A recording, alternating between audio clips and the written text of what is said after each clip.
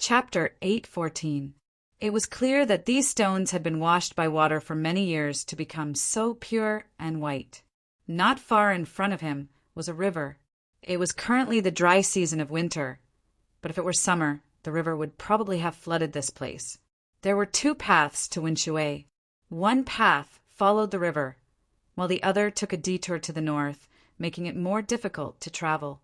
Chen Chongsheng chose the northern path. This was not the same as the itinerary he had planned out, but it was also planned out. To the northwest of Hanqiu City was a large and lifeless mountain range. After passing through this mountain range and around a large swamp, one would arrive at the Tsong Province Army Headquarters. The Tsong Province Army Headquarters was the most remote of the Tensum Army Headquarters in the north of the Great Zhou, already extremely close to the territory of the demi-humans.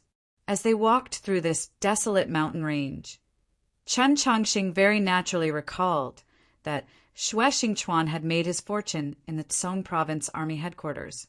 Then he recalled Madame Xue and that young master of the Xue clan who had apparently entered the Orthodox Academy last year.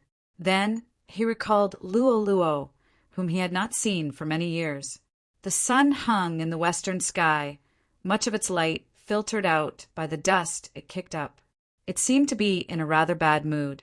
Just when they were about to cross over a mountain, an extremely wary expression suddenly appeared on Nank's small face, her pupils constricting.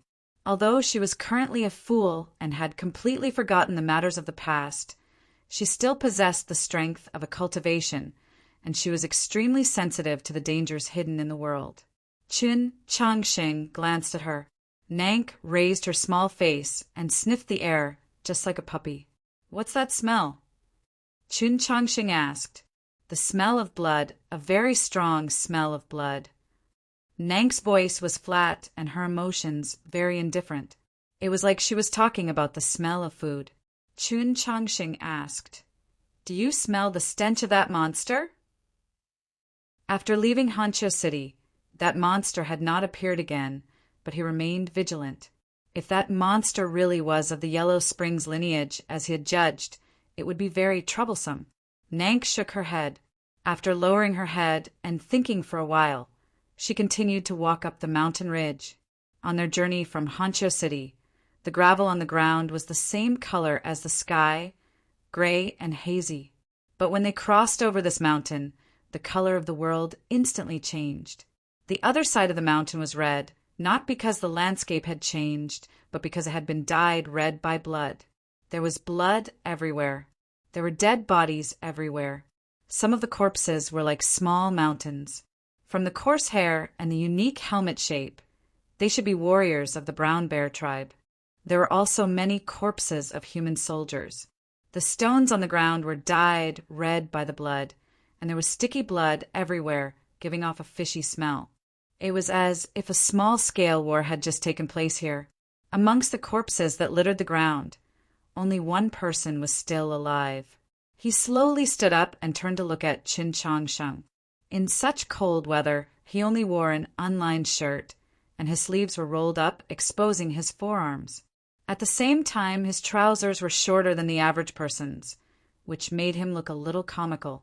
However, if one thought that he was running and wielding his sword, they would feel a chill down their spines. He was still the same as before. Chen Chongsheng seemed to see the youngster standing under the morning light outside of Li Palace during the grand examination. The morning light flickered, and 5 years had passed. Chen Chongsheng walked towards him. Zhixiu came to greet Chen Chongsheng. Chen Chongsheng opened his arms, preparing to give Zhixiu a passionate embrace like Tang 36. But Zhixiu gripped his sword, a smear of red faintly visible in the depths of his eyes. He was actually preparing to undergo berserk transformation. Chen Chongsheng followed his gaze and realized that he was staring at Nank. Only then did he understand and say, "I'm fine." Zhixiu did not relax his guard. He stared at Nank and asked, "What's going on here?" Back in the Garden of Zhou, he had not truly met Nank, but given his personality, he had naturally done a great deal of research and was prepared to meet her again in the future. He had not expected that the next time he saw this demon princess, she would be at Chen Chongsheng's side, and she was clearly his follower. Chen Chongsheng lowered his arm and used his eyes to indicate that it was not convenient to talk about it in detail. He said, "I'll explain it to you later." He then turned to the ground littered with corpses and asked, "And what's going on here?" "Someone was worried that you would leave from the north and sent people to kill you." Zheshio's tone was still as flat as before, or perhaps apathetic, as if nothing could cause his mood to change too intensely. Like these bloody scenes and the scheme hidden behind them, assassinating the Pope was no small matter. Nank's voice suddenly rang out, filled with wariness and distrust. "You killed all these people?" She did not recognize Zheshio, but she could sense how dangerous he was. Wariness was natural, and distrust was also natural. To be sent to kill Chen Chongsheng. These bear warriors and human soldiers were assuredly extremely powerful, and there were assuredly many experts among them. No matter how skilled Zheshio was in battle, he could not have killed so many enemies by himself, and not a single one of them had escaped. Chen Chongsheng also found it very strange. Even if Zheshio had advanced by leaps and bounds in the snowy plains in the last 3 years, he should not have been able to reach this level. "I have companions," Zheshio said. As if to prove his words were true, many mournful wolf howls suddenly came from the distant mountain ridge. "A few little fellows from the tribe sneaked out and are now following me. In addition, there are also a few acquaintances in Song province." Zheshio said to Chen Chongsheng, "The Brown Bear tribe has always been crafty. We laid in ambush here for 3 days, and then—" Chen Chongsheng was suddenly in a very good mood and paid no attention to the rest of Zheshio's story. The wolf tribe's attitude toward Zheshio seemed to be undergoing some sort of change, and he even now had acquaintances. In the past, this would have been a very difficult matter to imagine. Zheshio, who was destined to be a lone star of heavenly evil, actually had companions? It seemed like the days spent in the Orthodox Academy had brought about some unforgettable changes to every person who had lived there. On the same night, the 3 of them spent the night in a desert on the other side of the valley. Up in the wind, they could not smell the scent of blood. In the blink of an eye, Zheshio had dug out a cave about 3 zhang deep in the hard and cold ground. The bottom of the cave was very dry and somewhat warm, so there was no need to worry about being harassed by wild beasts. This was how Zheshio had lived since he was very young. Nank laid out a blanket at the bottom of the cave and lay down. Chen Chongsheng took out his needles and began to treat her. By the time he finished, Nank was already asleep. He pulled the blanket up to her neck and then left the cave. Zheshio squatted on the ground outside the cave, looking in some direction.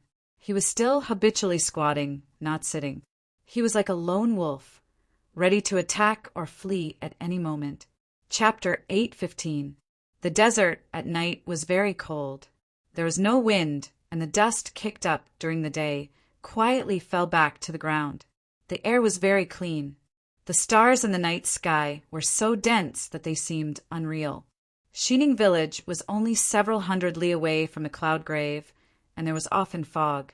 Chen Chongsheng had only seen this sort of starry night in the wilderness when he was returning south with Su Li. The bright starlight spilled over the desert, and some of the star radiance was also gathered onto the golden needle between his fingers. This was the best method of cleansing. "Turn around," Chen Chongsheng said to Zheshio. Zheshio turned around, not asking why. In the Orthodox Academy in the Mausoleum of Books, this sort of conversation had taken place many times. It was very familiar. The golden needle slowly pierced into Zheshio's neck, and then Chen Chongsheng's fingers began to tremble. Zheshio's brows slightly rose. Chen Chongsheng knew that this represented pain, because Zheshio did not like to furrow his brows in pain. That would make him seem weak. If even Zheshio felt pain, then just how much pain was it? Chen Chongsheng poured true essence into his meridians and began to examine the current state of his body. Zheshio closed his eyes. After some time had passed, an indescribable stream of true essence surged through Zheshio's meridians like a tide. corresponding to it was the blood in his veins. Chun Changxing's fingers holding the golden needle were almost jolted away. Zhixio's eyelids trembled. This was Zhixio's illness, the tide rush of blood. Whether in medical books or in the Taoist scriptures, this sort of innate illness caused by the conflict between bloodlines was a terminal illness, incurable by any medicine. It was precisely for this reason that Su Li and the Mount Li sword sect had been so unyielding in the matter between Zhixio and Qijian. Chun Changxing did not loosen his fingers, but continued to silently wait. At the same time, he inserted 2 more needles into Zhixio's other 2 meridians. After some time, he finally pulled out the needles. Staring into Zhixio's eyes, he asked, "You didn't take your medicine on time?" After killing Zhou Tong, he and Zhixio had left the capital one after the other. Although they had both come to the north, they had never met. But he had already written out a prescription, clearly specifying the method to take the medicine and the things to pay attention to. Tonight, although Zhixio's condition could not be said to have worsened, it also did not show any signs of improvement. There was definitely a problem. Looking at Chun Changsheng's serious and bright eyes, Zhixio couldn't help but feel apologetic, but his expression didn't change. "We're fighting all the time. Whether it's to investigate the enemy's situation or to pursue and assassinate, we need to travel long distances. Sometimes we even have to hide in the snow for 7 days and 7 nights." He said, "How can I have time to take medicine? Besides, it's troublesome to eat your medicine, and I have to boil it. I can't start a fire." Chun Changsheng didn't know what to say. After a moment of silence, he said, "Then I'll think of another way to see if I can make it into a pill." Zhixio thought of that rumor and asked, "You gave me the cinnabar pill to eat?" Chun Changxing nodded. More than a year ago, he had thought of a way to resolve the conflict between the divine laws of the 2 worlds. After refining the cinnabar pill, he immediately had Gigi delivered to Zhixio, and then he realized that his blood had no effect on Zhixio's illness. There was a rumor going around that the cinnabar pill could revive the dead, but this was actually a rather exaggerated claim. The cinnabar pill truly did have a miraculous effect on those wounded on the battlefield who had lost too much blood, but it definitely could not cure all illnesses. For example, Zhixio's illness or Nank's illness. Whether it was the tide rush of blood or the soul in chaos, they were both extremely rare and strange illnesses. Zhixio asked, "Can my illness be cured?" Chun Changxing's medical skills were extremely brilliant, and his understanding of the meridians was unparalleled. If not even he could cure Zhixio's illness, then there really was no one who could. Chun Changxing did not attempt to deceive him. He whispered, "The situation isn't very good." Zhixio was very calm, or perhaps numb. After a moment of silence, he asked, "Then what about her?" Chun Changxing shook his head. "I still haven't found a way. I've only used medicine and needles to help her calm her mind and stabilize her soul. When I look at her, it doesn't really seem like she's a fool. There are thousands of kinds of fools. Then how will she wake up? I can only hope that she'll encounter some sort of lucky encounter and wake up on her own." Zhixio looked into his eyes and said, "Have you ever thought about what would happen if she really did wake up?" Chun Changsheng found it impossible to imagine such a scene. After a moment of silence, he said, "We'll talk about it when the time comes." Zhixio said, "Even if she can't wake up, if her identity is recognized, it will still be a major problem." Chun Changsheng understood what he meant. Nank was not an ordinary person. She had never been a person. She was a demon, and a demon princess at that. Back then, even with Su Li's strength and methods, he had to conceal his love for a demon princess from everyone in the world. His daughter had to conceal her identity and be raised in Mount Li, let alone him. Of course, his situation was different from Su Li's. He and Nank did not have this sort of relationship. But if he always kept Nank by his side, he would have to face this problem sooner or later. Zhixio's question made him think of that demon princess who had died in the longevity sect's cold pool And then he thought of that night in the mountains and the conversation between the two demon lords. At the time, the young demon lord had been very shocked when he saw the heavenly demon horn, because the people of Shuelao City all believed that 20-some years ago, when that demon princess left, she had taken this sacred object with her to the human world. Who could have expected that 20-some years later, the heavenly demon horn would reappear in his father's hands? Compared to the many things that had happened that night, this was a minor matter. But now that he thought about it, this matter concealed a great deal of information. If the heavenly demon horn really had been taken out of Shuelao City by that demon princess, then after her death, the heavenly demon horn was most likely lost in the longevity sect. Why had the heavenly demon horn reappeared in the demon lord's hands? And then he thought of that little monster he had encountered in Honcho City that flowed through the Yellow Springs. An ancient legacy that not even the Li Palace had. So just where in the world could it be preserved? Of course, it was the equally ancient longevity sect. Chun Chong Sheng said nothing, his expression gradually turning solemn. Finding that person in the orthodoxy who was colluding with the imperial court was naturally very important. But even more important was finding that person who was colluding with the demons. After that night in the mountains, he had been constantly pondering this question. With the help of someone, the young demon lord had so easily deceived the eyes of countless people and replaced the young array master on the stretcher. Now it seemed that the person colluding with the demons was not one person, but an entire sect? Or perhaps a great clan. Chapter 8:16.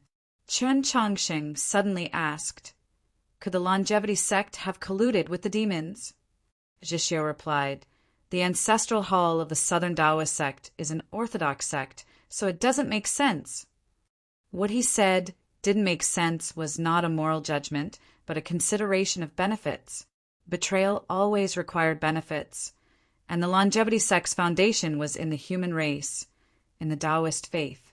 What benefit could they gain from colluding with the demons? Chun Chongsheng asked, "But have you ever thought, if they weren't colluding with Shuelao City, how would the longevity sect have been able to capture Qi, Jian's mother?" This truly was a problem. The demon princess's movements were assuredly extremely secretive. Logically speaking, she should not have been so easily captured by the longevity sect. After you finish talking about the snowy mountains, I've also been thinking about this problem. Zhixio continued, "The longevity sect has been too ruthlessly slaughtered by Suli. Even if they still have some potential in the south, they can't hide from the Mount Song Army headquarters." Chun Chongsheng looked into his eyes and asked, "What if they had other helpers?" Zhixio understood what he meant, and a chill flashed through his eyes. They were going to Winshui to pick up a friend, but it now seemed that they would have to ask a few more questions when the time came. The darkness enveloped the desert, and low roars could be heard in the distance. Perhaps some wild beasts were munching on those corpses. In their previous conversation, they had mentioned Qi Jian's parents many times, so the conversation continued along this line. Chun Chongsheng asked, "How long has it been since you last met?" Zhixio thought it over, then replied, 5 years. Time passed neither quickly nor slowly, and it was very easy to become numb, to forget many things. Chun Chongsheng asked, "Do you still remember her?" Zhixio thought of the mad dash through the garden of Zhou, the life and death they had shared in the plains of the unsetting sun, him carrying her on his back and her leading the way, and the lines on his face gradually softened. He did not answer Chun Chongsheng's question, because he did not need to answer, just like he did not need to remember, because he had never forgotten. "Don't worry. After your illness is cured, we'll accompany you to Mount Li to propose. Of course, that is, if she hasn't forgotten you. How could the great sects of the South think highly of a lonely ghost like me? And in the eyes of the common people, I've always been a monster. You're not a lonely ghost. You're the vice superintendent of the Orthodox Academy, and besides, Mount Li is still different." "Then what about you? How is Suyurong now? We haven't heard from her in a long time." Hearing Zheshio's words, Qin Changxing calmed down, his face filled with longing and worry. The letter from Winshui City had stopped for half a year, while the letter from Holy Maiden Peak had not been received for almost 2 years, and the two of them had not seen each other for 3 years. She's in seclusion. Qin Changsheng was silent for a moment and continued. Closed-door cultivation. Cultivators would only enter into closed-door cultivation at the most critical moment because this was an extremely dangerous method of cultivation. No one knew when they would be able to break through, and it might take a few months, a few years, or even a few decades. It was even possible for them to pass away in meditation within their abodes. Su Yurong's talent was astonishing. Her closed-door training would definitely be different from others. Presumably, the risk would be even greater. However, Zheshio could understand why Su Yurong would choose to go into seclusion. Holy Maiden Peak needed a true holy maiden. The Li Palace needed a true ally. Thus, she needed to break through that threshold in the shortest amount of time possible and enter the domain of the divine. Zheshio didn't know what to say, so he could only pat Qin Changxing on the shoulder to express his comfort. After not seeing each other for 3 years, they had spoken much more than they had in the past. But in the end, they were both not good with words, not like that fellow in Winshui City. At this moment, a figure suddenly appeared on the mountain ridge in the distance. At the same time, a tough and cold voice rang out. No matter who you are, don't even think about escaping. Qin Changxing and Zheshio instantly had the misconception that that fellow really had appeared. That figure walked down from the mountain ridge and finally arrived in front of them. It wasn't that fellow, but this fellow truly was very similar to that fellow in certain aspects. As a result, when they first met, they had immediately opposed each other, so much so that they wanted nothing more than to clash swords. This person was a swordsman. His entire body was covered in dust, but it could not conceal his threatening, heroic spirit. Qin Changsheng and Zheshio had just spent half a day talking about Mount Li, and someone really did come from Mount Li. Guan Feibai, the fourth of the Divine State's 7 laws, a genius of the sword from Mount Li. In terms of talent, he was only below Qiushan Jun. Guan Feibai was the fourth of the Divine State's 7 laws, a genius of the sword from Mount Li. In terms of talent, he was only below Qiushan Jun. Then he remembered that Qin Changxing was no longer an ordinary student of the Orthodox Academy, but the Pope. They were familiar with each other, but this generation of disciples of the Mount Li sword sect was very different from their martial granduncle. They did not have the thought of not standing on ceremony. He bowed to Qin Changxing and said, paying respects to His Holiness the Pope. Qin Changxing had long since stood up and solemnly returned the bow. Guan Feibai had many questions he wanted to ask, but he hesitated. Qin Changxing asked, "Why did you come?" Guan Feibai replied, "I received orders to leave Blue Pass to investigate the enemy. I happened to discover the strange movements of the brown bear tribe, so I followed the clues and came here." Zheshio glanced at him, a rather surprised expression on his face. "You're a scout?"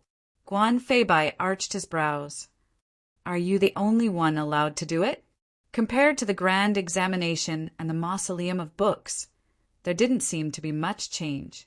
Back then, in this generation of inner sect disciples of the Mount Li sword sect, the only person Qin Changxing had some conflict with was Guan Feibai. The reason was very simple. His personality was too hard, his temper was bad, he was excessively violent, and his mouth was unforgiving. In certain aspects, he was rather similar to Tang 36. Other than friends on the same side, no one liked this sort of person. It was just like how in the eyes of the common people of the Orthodox Academy, the most loathsome student would always be surnamed Tang. Later on, Qin Changxing's impression of Guan Feibai underwent a massive change. It was not because of their interaction at the Mausoleum of Books or the Grand Assembly of Boiling Stone, but when the Orthodox Academy was suppressed by the imperial court with all its might and no one dared to support it, Guan Feibai came. He exchanged a few indifferent words with Qin Changsheng, and then he requested that Qin Changsheng personally escort him out of the academy. This was an attitude, and he did not mind letting this attitude be seen by the entire capital. Qin Changsheng was very grateful and said, "Thank you." Guan Feibai said, "You're welcome." To these youths who had experienced Sun Mei's attempt at the divine path and Wang Po's farewell, these two words carried an extremely important meaning. From now on, we are friends. They were all killed by you. Guan Feibai pointed at the mountain behind them. Qin Changsheng turned to Zhishyo. Zhishyo said nothing, because he did not like to talk. Qin Changsheng had no choice but to explain himself.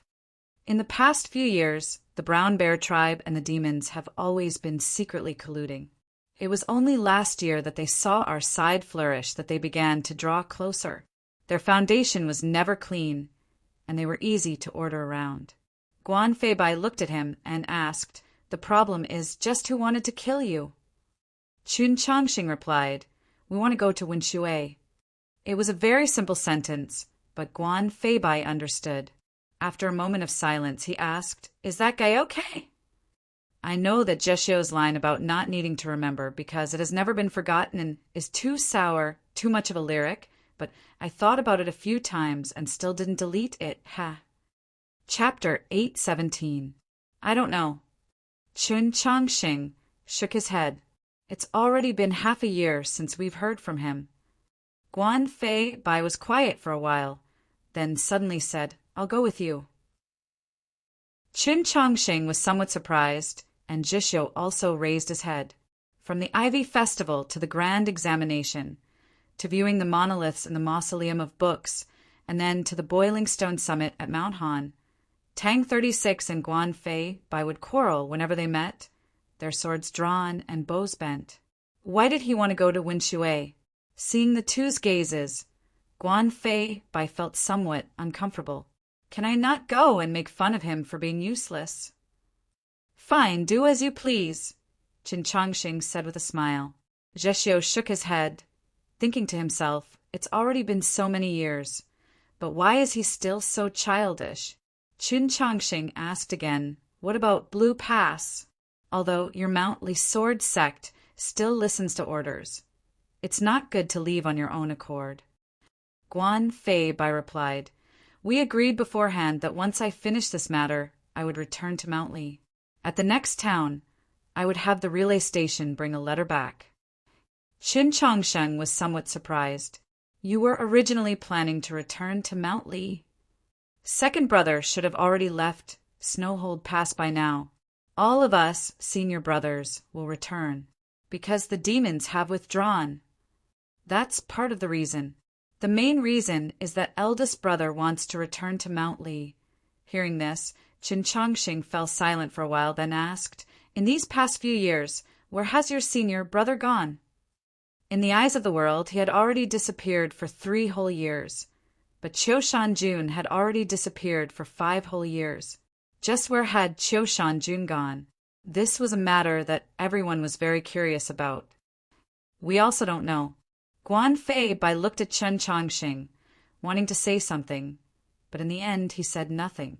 Anyone would think that Qiu Shanjun's disappearance was inevitably related to him. To be more precise, it was related to his engagement with Su Yurong. Qin Changsheng was quiet for a very long time, then said, I've never met Qiu Shanjun, but if he really is as you describe him, I believe that he would definitely not hide from the world because of emotional grief. In the depths of the night, the stars were the brightest. From the top of the mountain, one could clearly see the scenery on the ground. Outside Hanqiu City, with this mountain ridge as the boundary, the world was divided into 2 halves. On one side was the fertile land that had been irrigated by the river for countless years. Even in the depths of winter, it still retained some greenery and did not give off any sense of desolation. On the other side was the mountain valleys and the desert, completely devoid of life, completely desolate to the extreme. If one wanted to get to Winshui, one could go anywhere. Luo didn't know how Qin Changsheng would choose, but what he wanted to know was how those pursuers in the forest would choose. There were many experts among the pursuers. Some were from the Tang family, some were from the Wu family, some were from the Mutuo family, and some were from his own family. Simply put, these people were the elite forces of the four great families. If Chen Changsheng was really intercepted by these trackers, no one could predict the final outcome. Under the starlight, the mountain forest was filled with an unreal and illusory beauty. What happened next made Luo Bu feel unreal. The pursuers from the four great families did not choose any path. After receiving reports from several scouts, they retreated along the original path after some discussion. Luo Bu had a deep understanding of the cautious and conservative conduct of these noble families, so he only needed a few moments of thought to guess at what might have happened. These pursuers were unable to confirm which path Chen Changxing had chosen.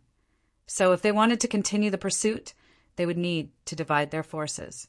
This sounded like a very simple arithmetic problem, just dividing one into two, but the mutual deception between the noble families made this problem even more complicated. Moreover, they were not confident that they could kill Qin Changxing with just half their forces. Even more importantly, the hand signals from the scouts had clearly indicated that the situation on the river path to the south had changed. So they had to consider whether this was a trap set by the orthodoxy. Luo Bu glanced at the dazzling white of the stone mountains and desert in the north, then turned and walked down the mountain ridge. Using the cover of the forest, he quickly arrived at the river. In the darkness, he silently walked along the river, all the way until the morning sun rose. As the morning light fell, it painted the meandering river into a silver belt.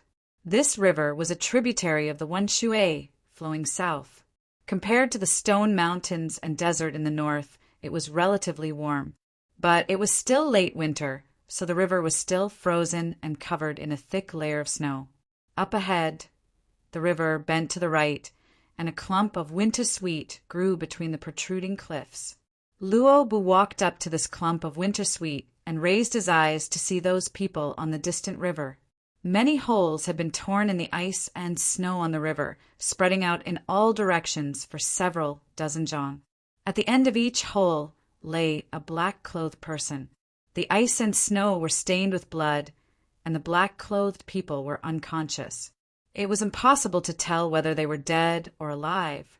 From this sight, one could imagine just how world-shaking that exchange had been. One could imagine just how powerful the black-clothed people's opponents had been. There were still two figures standing on the cold, snowy river. One was that blue-clothed stranger Luo Bu had seen in Hanqiu City. His face was still covered in a bronze mask, making him seem abnormally terrifying. Even more terrifying was the qi exuded from his body.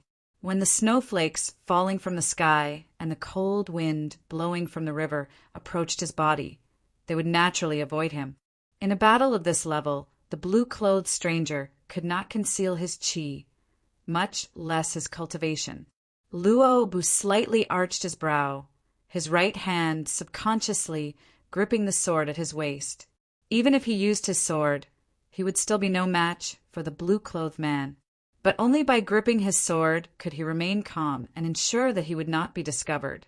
The blue-clothed man was actually an expert of the divine domain. The hidden strength of the great Western continent had truly surpassed the conjectures of many people of the central continent. Even more shocking was that the blue-clothed man, despite his strength, was actually the loser in this morning's battle. A trickle of blood trickled down his shoulder, and a small piece of his bronze mask was missing. Just who could defeat an expert of the divine domain? On the other side of the river, that person was also wearing a blue gown, but it was lighter and plainer. He was not wearing a mask. He faced the wind, snow, and whirled with an indifferent expression. His eyebrows drooped, his shoulders somewhat slumped, making him seem very wretched. The wind and snow arrived in front of him, blowing incessantly. His sleeves moved slightly, but they were empty. 3 years ago he had severed one of his arms. He used his remaining hand to grip a blade. The wind and snow curled around him, but he knew no fear. The flowing water beneath the snow had already been cut off. I didn't think that I would have the chance to experience Wang Po's path of the blade. The blue-clothed stranger spoke in a slightly hoarse voice. Wang calmly replied, I also didn't think that I would have the chance to witness the elegant bearing of an expert of the great Western continent. Chapter 8:18. The blue-clothed stranger had not expected Qin Chongqing to see through his background at a glance. After a moment of silence, he said, I didn't think that the level of the experts of the continent would be so high. When Guan Xingke went to our side, he was far inferior to you, and Taishu was even more inferior. Could it be that your side is more suited for cultivation? The Guan Xingke and Taishu he spoke of were both experts with deep ties to the great Western continent, and Taishu had originally been a person of the great Western continent. You and Taishu are old friends. Wang asked. The stranger replied, We truly are old acquaintances. Wang calmly looked at him and asked, You want to avenge him? The strange man in blue laughed, his voice still as hoarse as before. Avenge?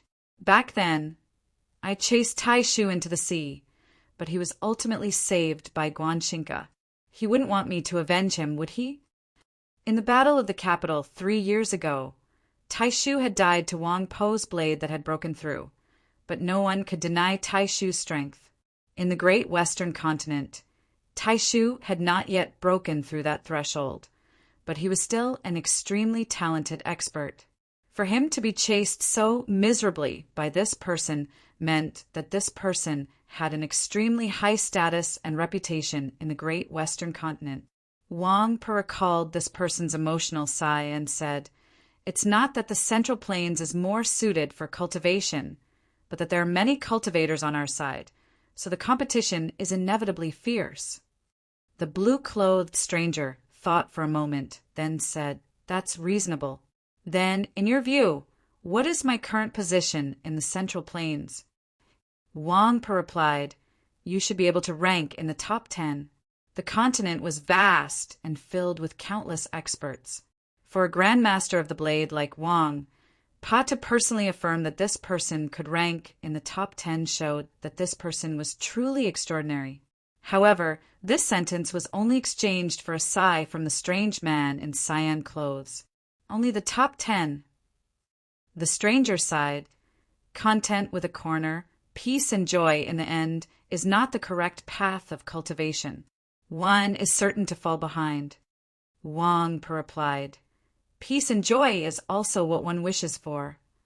If one falls behind, one will be beaten, and if one closes oneself off, one will eventually decay.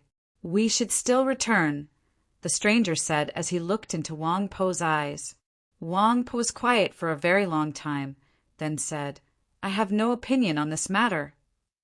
If the humans of the great Western continent wanted to return to the Central Plains, it would assuredly be a major event that would provoke many troubles and disputes. Even if only a small portion of the experts returned, they still needed territory and resources. But from Emperor Taizong to the Tianhai Divine Empress to the present, from the alliance with the demi-human race to the confluence of the North and South, to the union of the East and West, this was the general trend of events. Because in order to fight against the devil race, until the devil race was completely annihilated, humans must unite all their strength. After all, the people living in the great Western continent were all humans. In the view of many human experts, they were more trustworthy than the demi-humans of White Emperor City and should be closer to them. As for the demi-humans themselves, they might have been worried that the return of the great Western continent to the continent would affect their status. But now that their empress came from the great Western continent, they probably wouldn't be too wary. There were very few people with the right to decide this matter. The emperor of the great Zhou, the pope, the holy maiden, the white emperor couple, and now Shang Xingzhou. An expert, like Wang, would naturally have certain right to speak. In the past, Wang Pa had supported this idea, but now his opinion had changed. It was obvious that Shang Xingzhou had used Madame Mu to form some sort of agreement with the great Western continent through Madame Mu, whether it was the fact that Mu Jiushi had almost become the successor to the Pope or that this divine domain expert of the great Western continent had led people to try and kill Shang Xingzhou. The standoff between the great Zhou imperial court and the orthodoxy was growing more and more severe by the day, each staring at the other. It was already extremely difficult for the imperial court to stealthily dispatch true experts to kill the Pope, but the great Western continent was a power outside the original chessboard. If Chen Chongsheng had really followed his original plan and followed the river, if Wang Pa had not come, the great Western continent really might have been able to kill him. Wang Pa could not accept such a thing. Since you have no opinion on this matter, why are you here? The blue-clothed stranger looked at him and said, the orthodoxy was assuredly prepared and did not need you to take the lead. Or perhaps His Holiness, the Pope, wants to use this method to force you to state your position. Just because I don't have any thoughts doesn't mean that I don't have a stance. My stance has never changed. Wang Pa replied, back then between Tianhai and the imperial clan, between the imperial court and Su Li, and now between teacher and student, I have always maintained the correct position. The stranger in black asked, what is correct? Wang Pa replied, His Holiness the Pope is a good person. What was the correct position? How could one determine right and wrong? It was originally just a simple matter of good and bad. But people would change, so how could one determine? If one could not look at a lifetime, then one could look at a moment. As long as one was good in this moment, it was enough. For example, the heavily injured Su Li in the snowy plains of the Demon Realm, or the heavily injured Chen Chongqing by Haidi on the battlefield more than a year ago. None of them should have been treated in such a manner by their own world. After a moment of silence, the stranger asked, what if it was the Tang clan that wanted to kill him? Wang Pa recalled that snowstorm in the capital 3 years ago. He and Tai Shu had sat on opposite sides of the table, and the Tang's second master had said 4 words, kindness as weighty as a mountain. So what? He had still struck the second master in the face with his blade sheathed, and he had still used his blade to break the sheath and slash Tai Shu. Kindness as weighty as a mountain had to be repaid, but it was a different matter to demand repayment for kindness. The stranger understood his silence and shook his head. Back then it was the Tang's second master. Now that he wants to enter Wenshui, you have to face the old master. Many years ago, Wang Pa had worked as an accountant in Wenshui for many years. The Tang old master had treated him like his own son, nurturing him. It had been many years since he had returned to Wenshui, so would he return this year? Just as the stranger had said, the entire continent wanted to know. If he really did return to Wenshui, just how would he face the old master? No matter how strong he was, no matter how firm his will, could he still raise his blade against the Tang old master? As he watched Wang Po's figure vanish downstream, Luo Bu fell silent for a very long time. His fingers lightly moved through the winter-sweet flowers, making no sound. If it were him, he would also not know how to deal with this situation. The azure-robed stranger also left. Luo Bu left the riverbank and followed, maintaining a distance of around 2 or 3 li. This mysterious visitor from the great western continent was clearly an expert of the divine domain. Following him without alarming him was an extremely difficult task, even suicidal. But Luo Bu had no intention of stopping, because he wanted to find out the truth of this matter. Just like back then, for the sake of obtaining that key, he had braved enormous dangers to contend with the young experts of Shualao City for several months, and he was confident that he would not be discovered by the stranger. The 2 shores of the river were covered in dead winter grass, covered in frost. It was very similar to the grass around Sloping Cliff Horse Farm, looking like countless swords piled together. As he walked through the frost grass, he seemed to become one with his surroundings, because he was also a sword. Chapter 819. There were many swordsmen in the world, but when it came to cultivation in the path of the sword, a normal person would believe that Chen Chongsheng was the highest. This was because Chen Chongsheng had learned countless sword styles, had countless swords, and had even learned the sword from Su Li. In truth, although Luobu did not know as many sword styles as Chen Chongsheng, his cultivation in the path of the sword was definitely not below Chen Chongsheng's, and might even be slightly superior. After some time, the snowy river suddenly broke. This was an extremely precipitous part of the river, a drop of 10 samjiang from top to bottom. Ice and snow covered the plains and the river, and where the river broke, the water beneath the layer of ice surged out with a roar. The blue-clothed stranger walked to a massive rock in the middle of the river. The water was like a waterfall, mixed with chunks of ice and snow as it poured down the sides of the rock. Mu Jiushi sat at the very front of the rock, gazing at the dirty and somewhat muddy water, her thoughts inscrutable. The blue-clothed stranger and Mu Jiushi exchanged a few words. Luobu concealed himself in the frost grass and quietly watched. He was too far away, and the sound of the water was too loud, making it impossible for him to clearly hear what the two were talking about, but he could draw the scene. The charcoal brush moved across the white paper, softly grinding against each other. Very quickly, the snowy river, the chaotic waterfall, and the two people on the rock appeared. The blue-clothed stranger suddenly turned around and glanced at the forest by the river. Luobu's hand holding the charcoal brush was somewhat stiff. After leaving the desert, Chen Chongsheng continued his journey to Wenshui City. However, he now had Nank with him, as well as Zhixiu and Guan Feibai. He was keenly aware that the road to the south was assuredly fraught with problems, and once he entered Wenshui City, he would encounter even more problems. Neither he nor Zhixiu had said why they were going to Wenshui. Just like back then, after defeating Zhou Ziheng outside the Orthodox Academy, he had boarded a carriage and headed for the alley of the Northern Military Department. At the time, he and that fellow had also not said what they were going to do. At the time, they were going to Zhou prison to pick up someone. Now it was the same. They were going to Wenshui City to pick up someone. It had been a very long time since there had been any news of that fellow in Wenshui City. Regardless of whether the people he encountered on the road really dared to assassinate Chen Chongsheng, many people did not want him to go to Wenshui. So he had to go to Wenshui, winter of the 3rd year of Exine country. On a very ordinary and unremarkable day, the winter clouds suddenly dispersed and the sun shone brightly.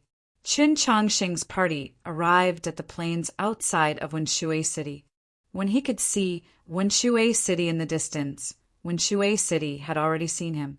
It could be said with great certainty that at this point, all of Wenshui City knew that he had come. But nothing happened. Whether it was the Tang family guards at the city gates or the peddlers and pedestrians they saw along the way, none of them revealed any strange emotions when they saw them. To be more precise, the guards and peddlers didn't even look at them, including the customs documents. Wenshui City was very flourishing. The streets and alleys were interconnected and extended in all directions, especially the main street that passed through the city from the north to the south. It was not the slightest bit inferior to the capital's Vermilion Bird Avenue or Luoyang's Great Avenue of the East God. It could accommodate 8 carriages abreast, and it was extremely spacious and imposing. But when Chen Chongsheng and the others appeared, the street suddenly seemed a little crowded. It was not that they deliberately blocked the footsteps of those vehicles and pedestrians, but that those vehicles and pedestrians began to change lanes when they were about 100 feet away from them. It was very obvious that the pedestrians and vehicles were circling around them, or perhaps avoiding them from a distance. They were like a massive rock in a river, squeezing the water to the sides. Other than a few curious children at the mouth of the alleys, no one else even glanced at them, but they also kept their distance, as if they were scourges and ferocious beasts. The atmosphere was very strange. Chen Chongsheng even had the feeling that even the fragrances wafting out of those restaurants did not dare to approach them. Zhixiu silently gazed at that building with white walls and black eaves at the end of the street. That building was still very far from them, but that ancient aura of history was already assaulting their senses. That place was the world-renowned ancestral hall of the Tang clan. It was said that it had an even longer history than the imperial palace of the capital. Guan Feibai was also looking at that building, his right thumb, index finger, and middle finger slowly stroking the rather old hilt of his sword. His eyes were slightly narrowed, seemingly thinking about something. If the news from the Li Palace was correct, that fellow should be imprisoned there. Nank was not thinking about anything. She used 2 fingers to pull at Chen Chongsheng's sleeve. She just felt a little hungry and wanted to eat meat. Chen Chongsheng began to walk forward. The crowd very naturally parted, leaving the middle of the street as if a divine power had parted an ocean. Chen Chongsheng did not walk to that building with white walls and black eaves at the end of the street. He stopped at a certain place, then turned and walked up the stone steps. Behind the stone steps was a quiet path. Deep within the path was a forest, and deep within the forest was a Taoist church. This was the Orthodoxy's church in Wenshui City. The door of the Taoist church slowly closed. Chen Chongsheng and the others could no longer see it. The peddlers and pedestrians on the street suddenly stopped and looked at the tightly shut door of the Taoist church.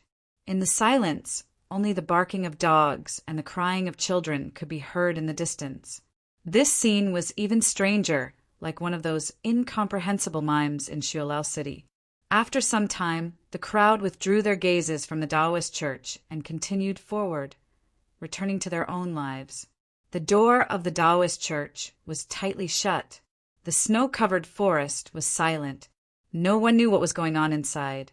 Until dusk descended, the pedestrians on the street no longer looked at the Taoist church in the forest, as if on purpose. But in other places, countless eyes were watching. The Wenshui flowed through the city. One section of the water was gentle and beautiful, and it happened to be behind the Taoist church. On the opposite shore, 7 peddlers, 6 government laborers, 3 fortune-tellers, 2 sesame candy-selling elders, and 1 cosmetic-buying girl were constantly watching the rear garden of the Taoist church. There was also an officer with a full beard who would occasionally glance in that direction. The rays of the setting sun fell on the mirror-like water, transforming into countless balls of fire that seemed to burn the sky. Those rays of light then reflected back and fell on his face, and his beard seemed to turn into burning shrubs. Luo recalled the Tang clan's famous 3 moves of Wenshui. These 3 sword techniques all had very pleasant names: gathering evening clouds, hanging sunset, and one stream of maples. Perhaps that virtuous predecessor of the Tang clan had seen this sort of scenery in this place, and was inspired to create such a wondrous and beautiful sword style. The rear garden of the Taoist church was as quiet as usual, with not a single person to be seen. Suddenly, the sound of a zither could be heard, gurgling like water, very pleasant to the ears. He turned his head and saw a blind zither player sitting on the shore of the Wenshui, plucking at the zither strings.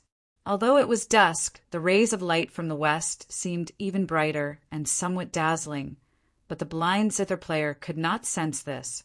Unlike other people, he did not use his hands to block the light.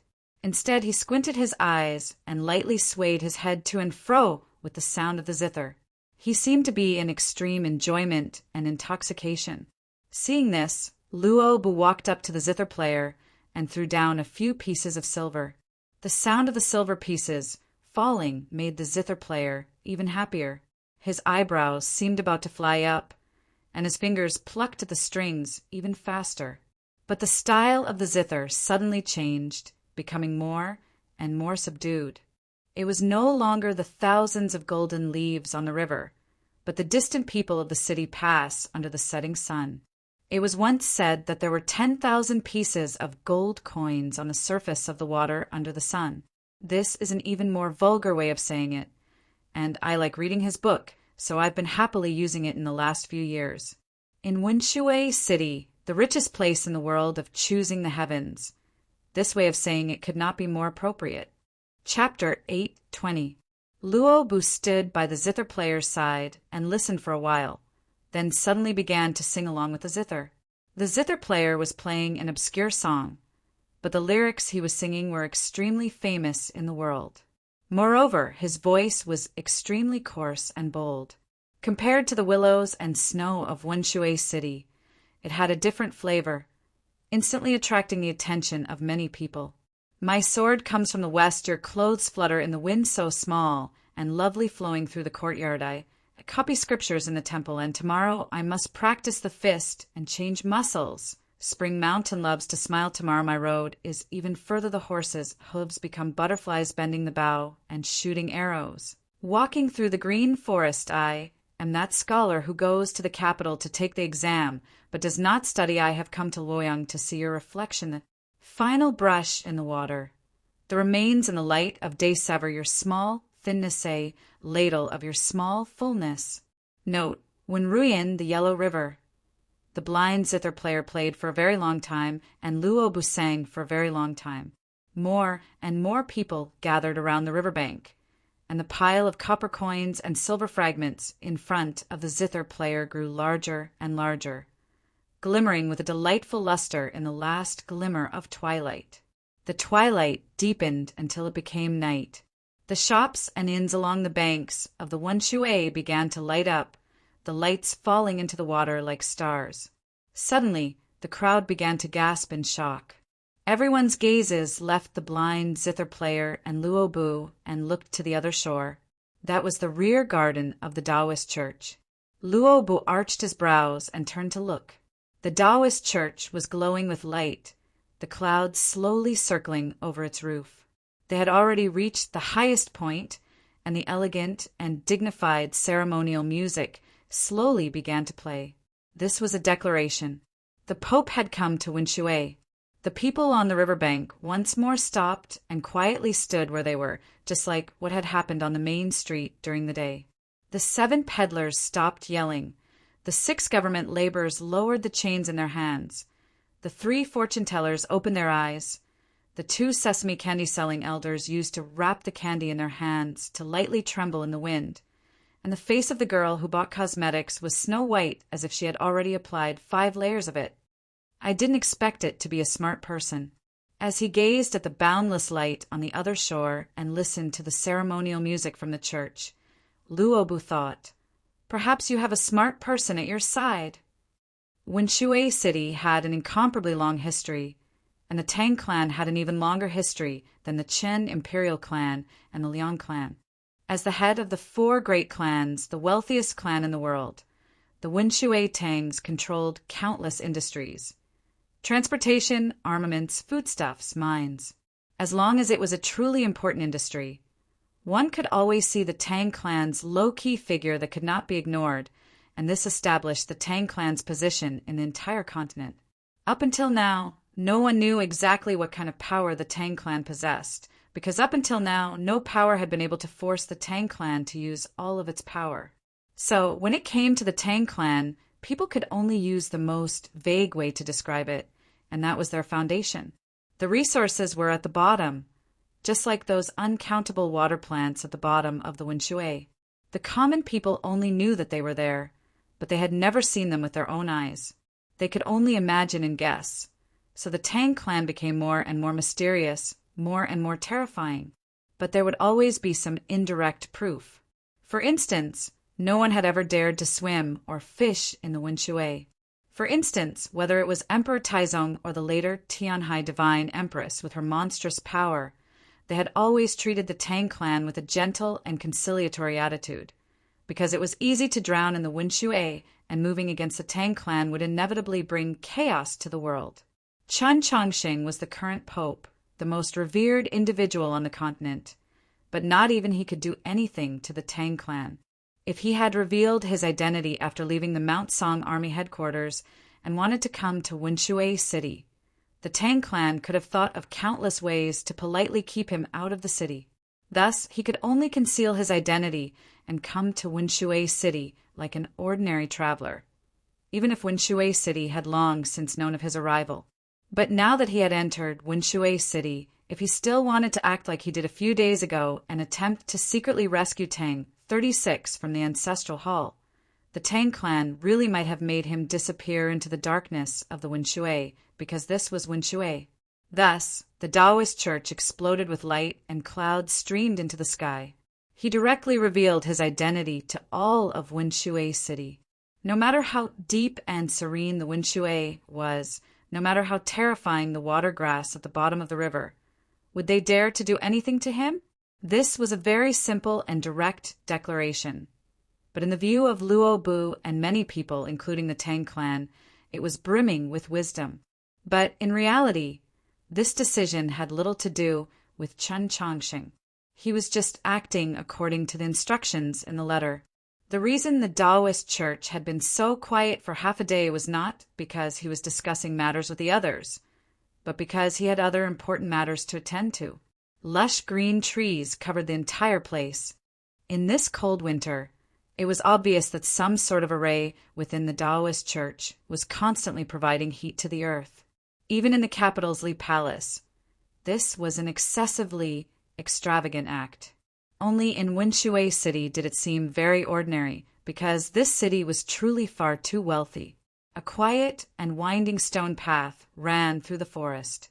Starting from noon, a bishop stood on either side of the stone path, spaced several zhang apart, their expressions humble and solemn.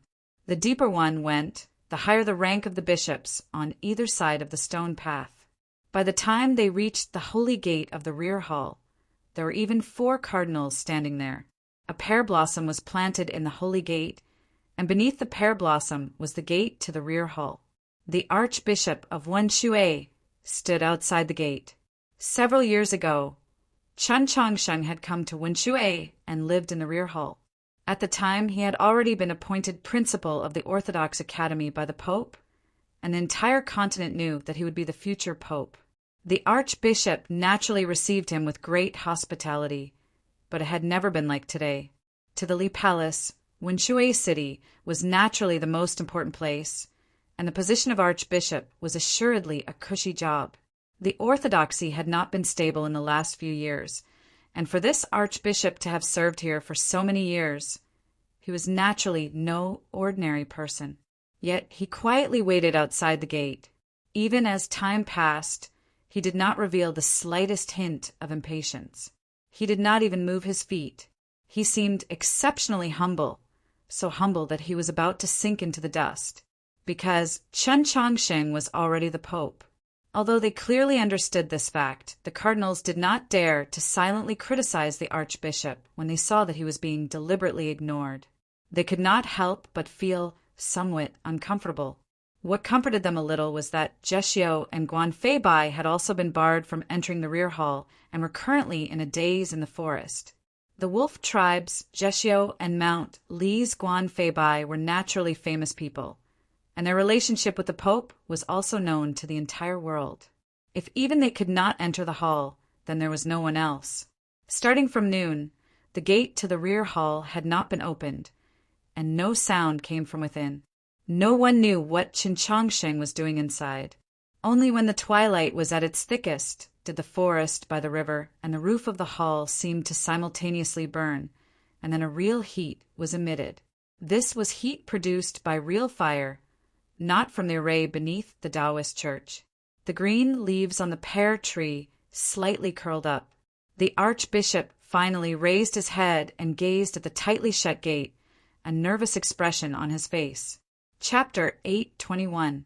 Guan Feibai used his sleeve to wipe the sweat from his forehead, perhaps because of the heat or because he was nervous.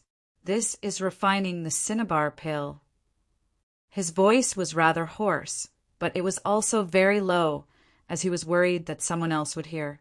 Zhexiu also did not know what was going on in the hall, but he had taken the cinnabar pill and knew its flavor, so he nodded. Upon receiving his confirmation, Guan Feibai gasped. In the snowy plains of the north, the cinnabar pill had been the most talked about this year. He naturally knew of this legendary divine medicine that could revive the dead and regrow bones. But he was not gasping in shock, but because he had confirmed the authenticity of that other rumor. The cinnabar pill had really been refined by Chen Chongqing. Had he really used his own blood? Half a year ago, a martial uncle of Mount Li's Sword Hall had fought a bloody battle with the 21st Demon General outside the Black Mountain Army headquarters. He had returned with a severed arm and blood on the verge of exhaustion. Even the sacred light technique had lost its effect, and in the final moment of danger, he had relied on a cinnabar pill to survive. When he thought of this, Guan Feibai truly did not know how to face Qin Changsheng. The door to the rear hall finally opened. A wave of heat surged out, causing the leaves on the pear trees to rustle and fall. It seemed like midsummer had arrived. Nank supported Chen Changsheng as they walked out. His face was rather pale, like he had just recovered from a serious illness. The Archbishop of Wenshui hurriedly stepped forward to welcome him. Chen Changsheng handed the small porcelain bottle in his hand to him. The bottle naturally contained the incomparably precious cinnabar pill. Over the past year, Chen Changsheng would provide a bottle of cinnabar pills to the soldiers on the front lines every month. His blood was limited. Logically speaking, this month's supply of cinnabar pills should have been refined and distributed 10-some days ago, but he had been heavily injured by the demon lord in the snowy mountains and had lost a great deal of blood. Afterwards, he had spent the entire time recuperating in Sloping Cliff Horse Farm, so it was simply impossible for him to do so. He had never said anything, but he was actually rather anxious. He knew that in Blue Pass, Snowhold Pass, Tsong Province, Black Mountain, and many other places, there were many heavily injured soldiers on the verge of death, waiting for the cinnabar pill to appear. Those people were truly anxious. As a result, when he left Hanqiu City, he had already secretly sent a message to Wenshui, having the Taoist church on this side prepare the appropriate ingredients. Now that he had arrived in Wenshui, he could no longer care about the fact that his injuries had not completely healed and immediately began to refine the medicine. Now that the bottle of cinnabar pills had been refined, the next step was naturally to deliver it to the army headquarters. At the very beginning, this matter had been handled by the Orthodoxy's Hall of Illustrious Persons, but later on, it was handed over to the Tang clan. He was currently in Wenshui, but he had no intention of continuing to hand the matter over to the Tang clan. This was because everything that had happened that night in the mountains had been instigated by the Tang clan, and the Tang clan clearly did not care about the goodwill he had displayed through the cinnabar pill. Chen Changsheng said, "Send someone to deliver it overnight to Hanqiu City and find the manager of Scholatry Manor. They know how to distribute it." It was very quiet. The Archbishop did not reply, nor did he intend to take the small porcelain bottle. It was not that he dared to disobey the imperial edict, or that he was weighing the pros and cons, but that he was too shocked. There were several important pieces of information in this sentence, one of which was bound to shake the entire continent. Wang Per returned to Tianliang County, regardless of whether he had returned or not. Since Scholatry Manor had arrived, he had also arrived. Everyone knew that Scholatry Manor was Wang Pa. But what truly shocked the Archbishop was not this piece of information, but the small porcelain bottle itself. Sending someone to deliver it overnight to Hanqiu City was enough time for him to tamper with it, if he wanted to. The Archbishop's complexion constantly fluctuated, sometimes red, sometimes white, and finally calm. He extended his hand and took the small porcelain bottle, not even the slightest trembling. "I will definitely not disappoint your Holiness's trust." Zhexiu looked at Chen Changsheng's paper-pale complexion and said, "The blood can regenerate itself, but for a long time it will have a major effect on cultivation." Chen Changsheng replied, "I eat many spiritual fruits and earth ginseng every day, so it won't be too big of a problem." Zhexiu replied, "If you want to become a saint, it will be a major problem." Chen Changsheng fell silent, not replying.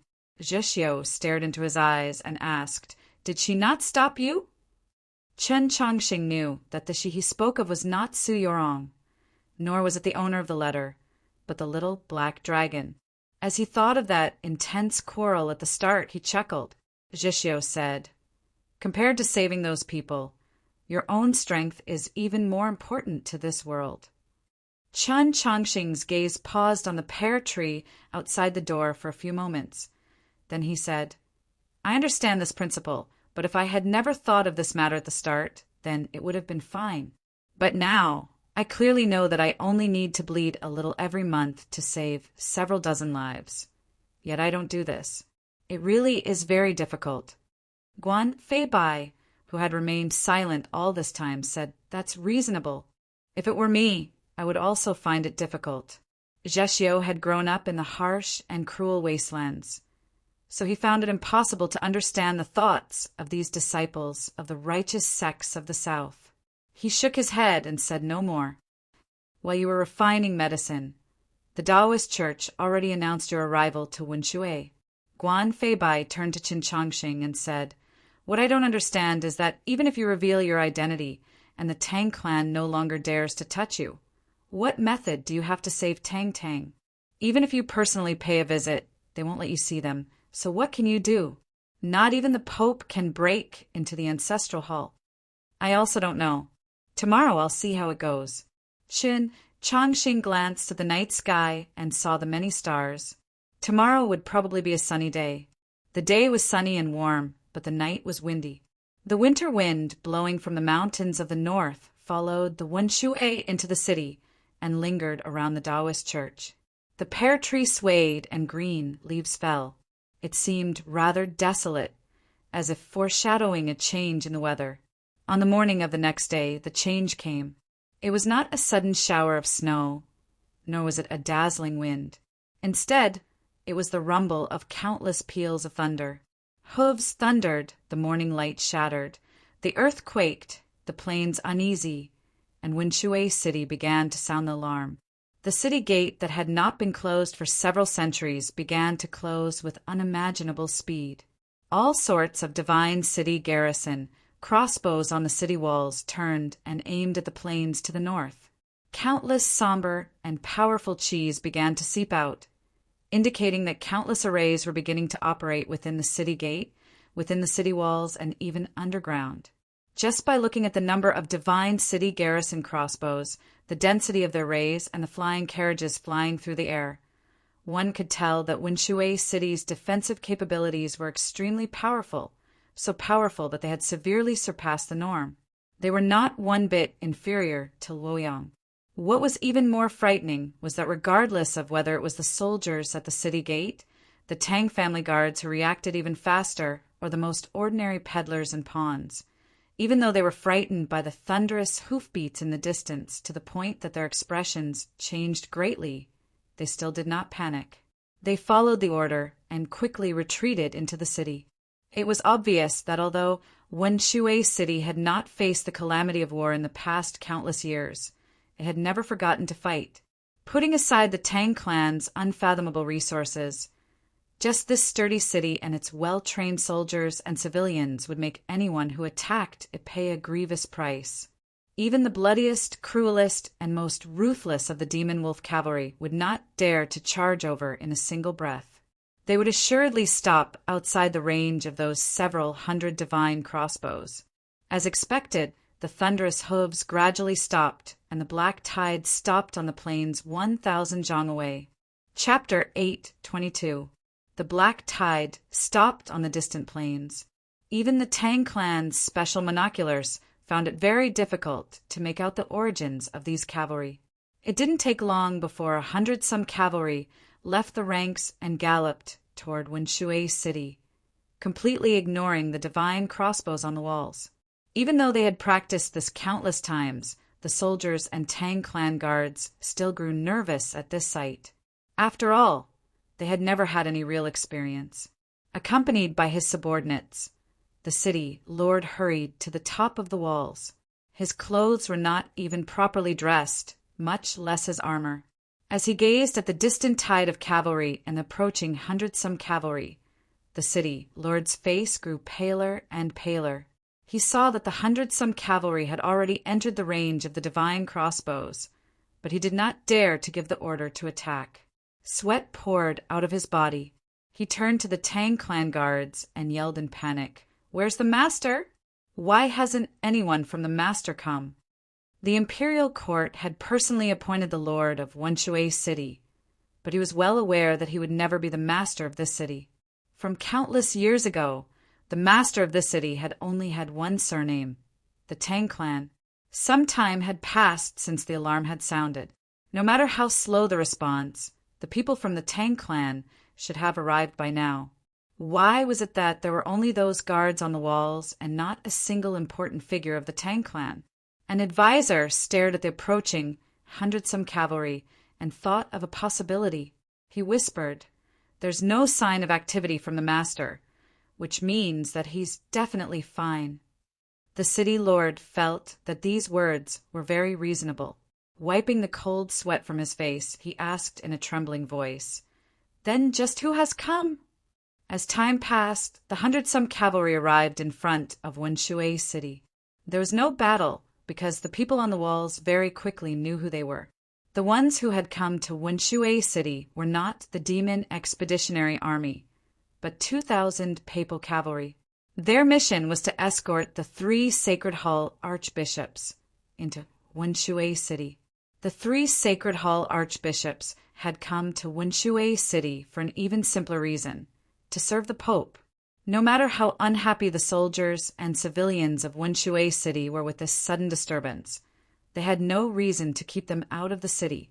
The vast majority of the 2,000 papal cavalry remained on the plains, showing no hostility.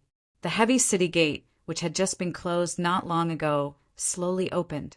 Escorted by 100 cavalry, the 2 carriages entered Wenshui city under the gaze of countless complicated gazes. Archbishop and Lin exchanged a few words with the city lord through the curtains. She had no intention of leaving the carriage. Some of the people on the street looked curiously at the figure in the carriage, while others knelt down and prayed piously.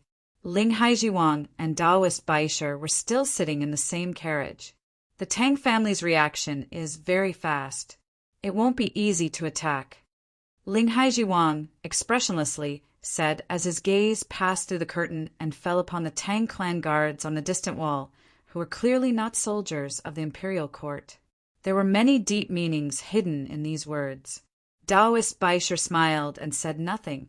Ling Haijiwang glanced at him and said, "Wenshui city has never seen the fires of war. So why is the Tang clan so vigilant and careful, even going so far as to set up a divine crossbow array and raise so many private soldiers? Could it be that they want to rebel?" The meaning of these words was even more clear.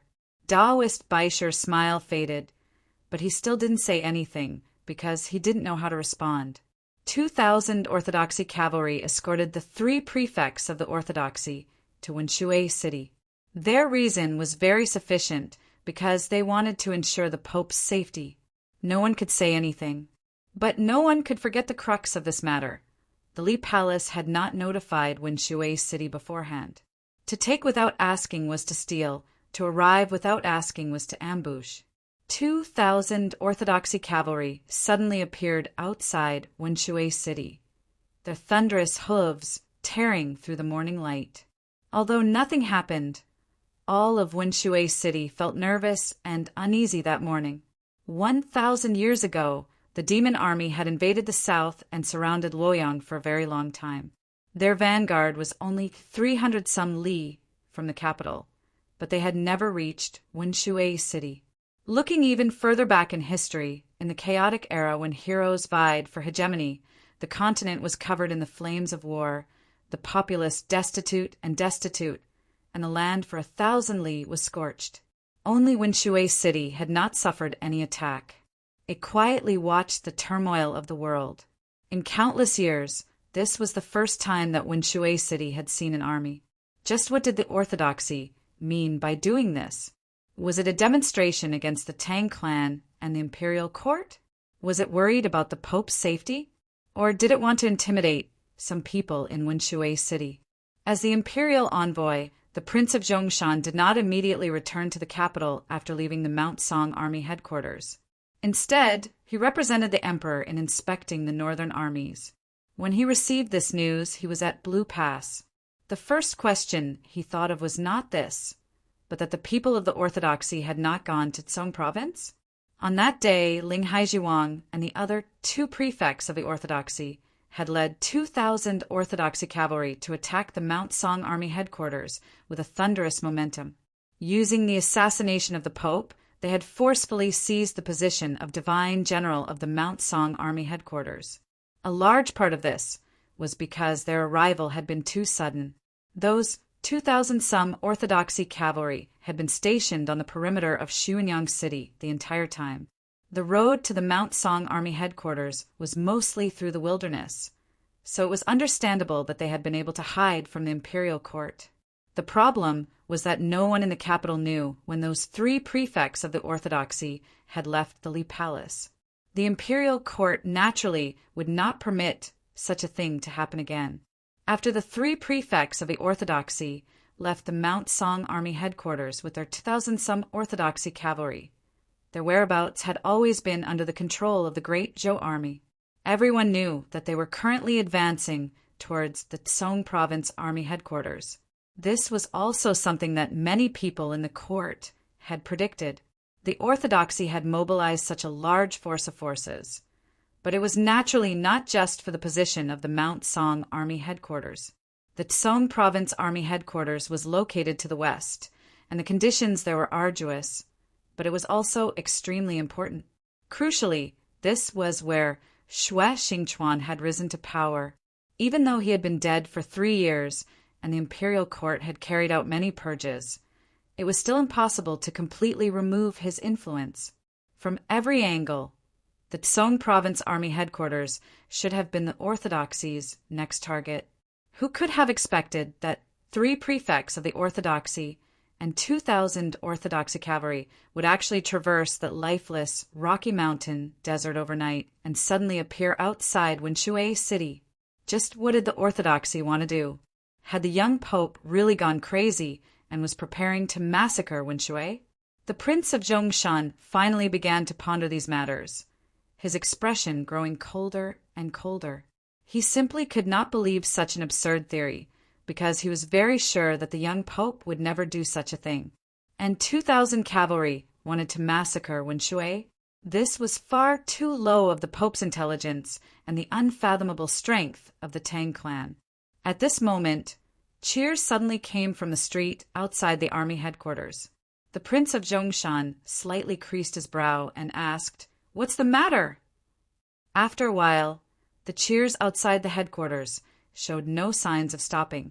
On the contrary, they grew louder and louder, as if all of Blue Pass was celebrating something. Divine General Jian, she walked into the military hall and said in a slightly heavy voice, "I've just received news that the new batch of cinnabar pills will be distributed tomorrow." The Prince of Zhongshan's eyes grew deeper and deeper. He thought to himself, I don't know how intelligent the Pope is, but his bearing is truly extraordinary. Wenxue was one of the few ancient cities in the world. In the depths of winter, the snow and yellow leaves contrasted against each other, making the scenery seem even more serene and serene. Anyone who saw the mottled and ancient walls, those banners that had endured centuries of wind and rain, would be able to sense the heavy history behind them. When they thought of that noble clan in the city, this heavy sense of history would add a tinge of vicissitudes and power. Even Ling Haizhiwang was not as irritable as he usually was after entering the city. He had become rather taciturn. He raised the curtain and first saw those people standing or kneeling on the street, and then he saw the gleam of water. Wenxue City was farther north than the capital, but the famed river that ran through the city had not frozen over even in the depths of winter, as if it had an inexhaustible source. Only the frost-stained grass on the river bank and 2 or 3 little yellow flowers that had clearly frozen to death proved the principle that time could not be reversed. Outside the Taoist church, the carriage stopped. Ling Haizhiwang followed the stone steps through the forest, Taoist Baisher and Archbishop and Lin following behind him. At the end of the quiet and secluded stone steps was the holy gate to the rear hall. A pear tree was planted in the gate, and a young man stood beneath the tree. Ling Haizhiwang did not like this young man. He had never liked him.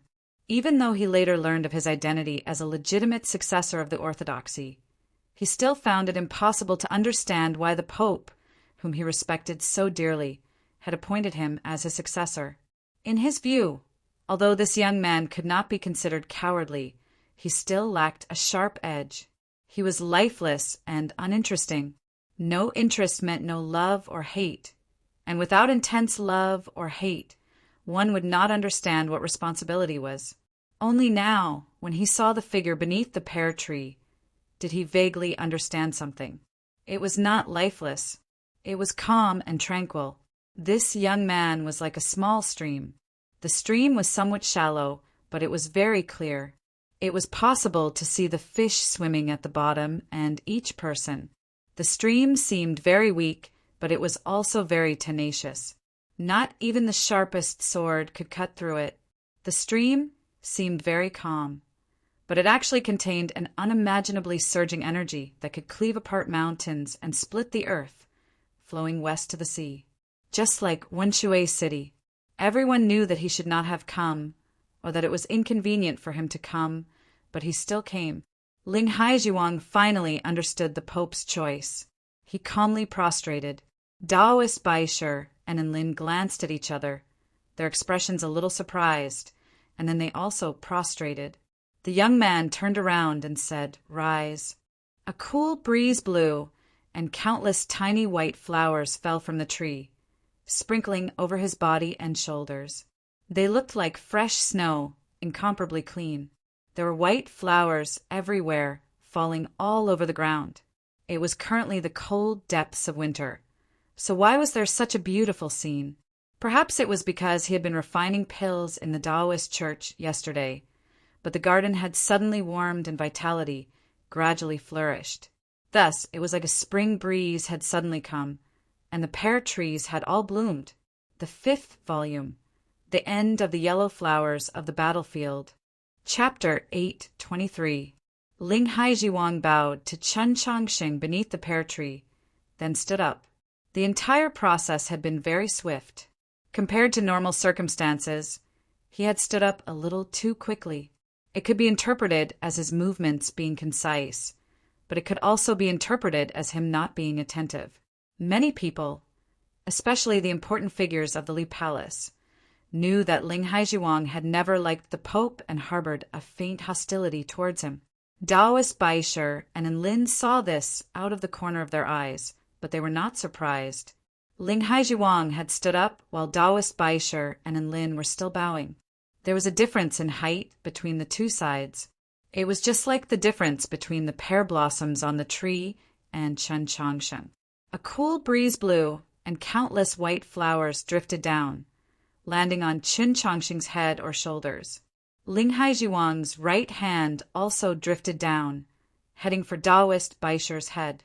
The cold wind howled, the trees swayed, and the pear blossoms danced. The wind even affected the distant Wenshui, throwing the shadows of the sky into chaos. The water grass at the bottom of the water fiercely swayed, seeming to transform into countless snakes. Ling Haizhuang's attack had been so sudden that no one in front of the hall could react, and Lin could only see the lightning-fast palm out of the corner of her eyes. She was abnormally shocked and wanted to stop it, but it was already too late. Yet Daoist Baisher seemed to have been prepared for this. He still maintained his prostrating posture, but his right palm had left the ground at some point. Like duckweed on the surface of the water being blown about by the wind, it began to flip. With a light clap, the two palms met above Daoist Baisher's head. The stone floor in front of the hall began to tremble, sinking down by several inches. The divine gate creaked in the howling wind, seeming ready to collapse at any moment. Ling Haizhuang's body swayed, and he took 2 steps back. Countless strands of pure qi leaked out of his divine robe, tearing countless cracks in the air. Daoist Baisher stood up, his face turning a deep red, as if countless drops of blood were about to seep out of his skin. And Lin was even more shocked, as the result of this clash of palms had completely exceeded her expectations. Ling Haizhuang and Daoist Baisher had similar cultivations, both at the peak of star condensation. Even if Daoist Baisher had been on guard this entire time, Ling Haizhuang's palm had been extremely sudden, perfectly conforming to the laws of the world in front of the hall.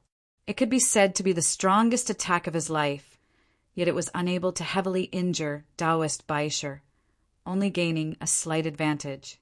Why was this? And Lin sensed the divine aura emanating from Taoist Whitestone's body and thought of a certain possibility. Her face paled. Taoist Baisher did not bleed, but he knew that Ling Haizhuang's sinister and all-out sneak attack had still inflicted significant injuries. He had to immediately leave. He knew these people very well. This was their last chance to leave. Ling Haizhuang needed time to recover the vibrations of his true essence, and Lin had only just awoken from her daze and had not yet begun to fight. The young man who had just walked out of the hall, his body brimming with fierce sword intent, was presumably a young expert of the Mount Li sword sect. However, the Mount Li sword sect was not skilled in the art of pursuit, so they should not be able to stop him. As for that person, he glanced at Chen Changsheng under the pear tree and thought, "You're still heavily injured. Even if you use 10,000 swords, how can you stop me?"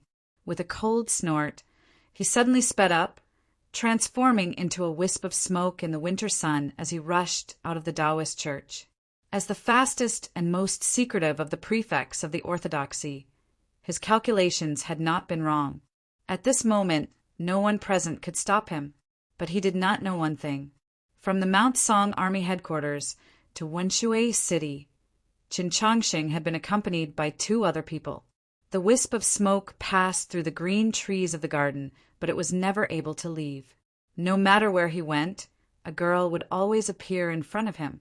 Taoist Baisher was forced to reveal himself. He looked at the girl in front of him, his eyes brimming with shock. This girl had a childish face and a dull look in her eyes, as if she could not think. "Then how did you know where I would go next? And how did you move so quickly?" What made him even more uneasy was that when he was flying through the forest, he had felt a cold wind at the back of his neck. It was like someone had been following him the entire time. He knew that he had to use his full strength. A divine qi emerged from his Taoist robe, and countless rays of pure white light seeped out of his palm. It was a perfectly round white stone. Anyone who had been to the heaven lake of Mount Han might be able to recognize that it was a heaven stone. This heaven stone was inlaid with an extremely complex array of black and gold. It was extremely beautiful and could be described as the pinnacle encounter between man and nature. This was one of the orthodoxy's treasures, the falling star stone, and Lin's conjecture was confirmed by this sight, causing her to become abnormally angry. Taoist Baisher had been able to preserve the majority of his strength against Ling Haizhuang's all-out sneak attack, precisely because of the falling star stone in his palm. The falling star stone was one of the orthodoxy's treasures controlled by Taoist Baisher, and Ling Haizhuang, and the others also had one. These treasures, comparable to divine artifacts, were an important part of the Li Palace's array and were extremely important to the orthodoxy.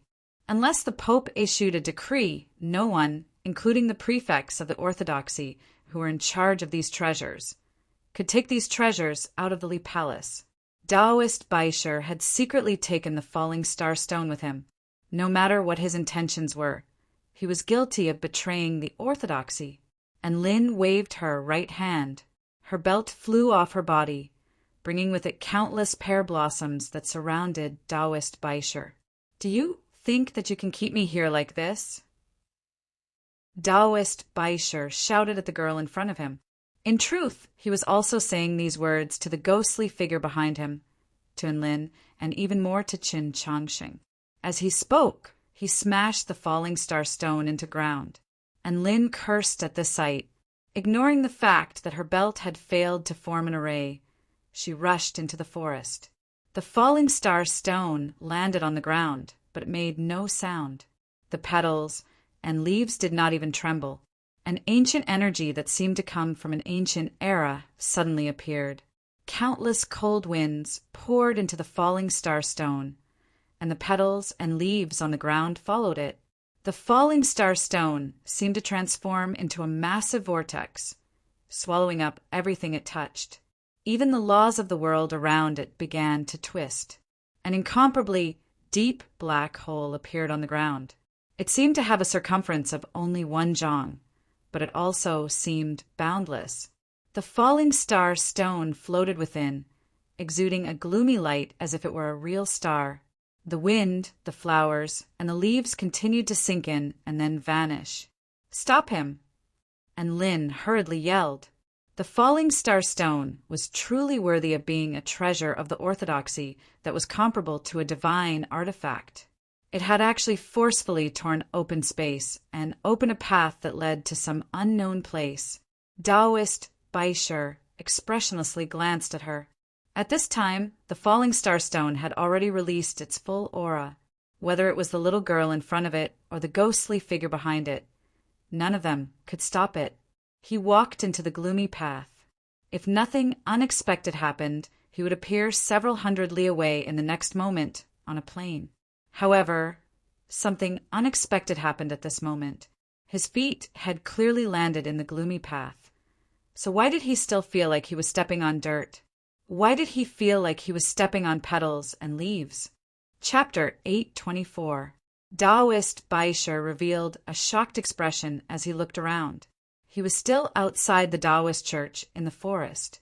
The girl was still in front of him, that cold chi still at the back of his neck. What was going on? The falling star stone had clearly broken through space, so why was he still here? Taoist Baisher looked down at his feet, his face suddenly paling. The falling star stone continued to quietly float in the black space. However, the black space was shrinking at a speed visible to the naked eye.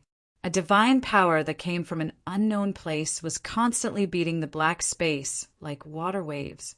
The falling star stone's distortion of the laws of the world had completely lost its effect. The petals and leaves no longer sank, but remained where they were, just like how he could not enter that path and could only remain where he was. Where did this ripple-like power come from? Why was it so divine and dignified? Why could not even the falling star stone endure it? Taoist Baisher suddenly turned around, his gaze following the ripples on the ground into the distance. Ultimately, it rested behind the holy gate beneath the pear tree. Chen Changshen calmly stood beneath the pear tree, calmly looking at him as if completely unconcerned that he would escape. He gripped a divine staff in his hand. This was the staff that represented the orthodoxy's most divine will. The base of the divine staff was very shallow in the earth, but it was firm and unshakable. Countless strands of divine chi, with the divine staff as the center, spread out into the surroundings of the Taoist church like ripples. The petals and leaves of the forest slowly floated up. Once they were 3 feet above the ground, they no longer continued to rise. The water grass at the bottom of the river slowly floated up. Once they were 3 feet above the water, they no longer clung to the sunlight. Movement and stillness had an incomparably harmonious beauty. The pinnacle of beauty was solemnity. The sea of stars was solemnity, and solemnity was divinity. The entire Taoist church, the surrounding forest, and the river had transformed into a sea of stars. Any divine energy that encountered the sea of stars would become a part of it, drown or intoxicate it, until it disappeared or coexisted with it. The falling star stone was a precious treasure of the orthodoxy, the fruit of the wisdom of countless generations of sages of the Li Palace. How could it possibly have the will to fight against the Pope's divine staff? Taoist White Stone could clearly sense that the falling star stone was separating from his Tao heart. Finally understanding the reason behind it, his face grew even paler. At this moment, the experts of the orthodoxy had gathered. Even if he had the falling star stone, he could only think about how to escape. If even the falling star stone was taken away, how could he still have the luck to escape? He couldn't care so much any longer and forcefully severed the connection between him and the meteor rock, and he endured the injuries brought about by the backlash of the divine Tao. He swallowed the mouthful of sweet blood before circulating his true essence madly, and he pushed his Tao arts to the limit before passing by the young girl at an oblique angle and transforming into a gale that flashed out of the forest. And Lin flicked her finger, and the belt fluttered in the wind, bringing with it countless flower petals that dazzled the eyes. Taoist Baisher was not blinded, but his vision was obscured. More importantly, the belt and the countless petals seemed to have changed the position of the forest. When the petals scattered, Taoist Baisher did not see the stone steps leading out of the forest, but Ling Haijiwang's callous face. After Ling Haijiwang succeeded in his sneak attack, he quietly retreated and did not attack again, waiting until now. He would not give Taoist Baisher another chance. He waved the metal ruler in his hand, which had been accumulating energy for a long time, and smashed it at Taoist Baisher behind the petals. Countless stars seemed to light up on the black iron ruler at this moment. There was a dull thud. The metal ruler broke through Taoist Baisher's defense and fiercely struck his shoulder.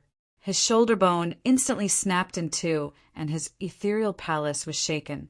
Unable to control it any longer, he vomited blood into the air. Just when he was prepared to explode with his true essence and break through Ling Haijiwang, he suddenly felt a chill at his waist. He was very familiar with this chill, so he found it very frightening. Previously, this chill had been following him the entire time like a ghost was constantly blowing at his neck. Now, this chill had arrived at his waist. There was an extremely soft thud. It was just like that extremely cliché. A leather pouch filled with wine had been pierced through.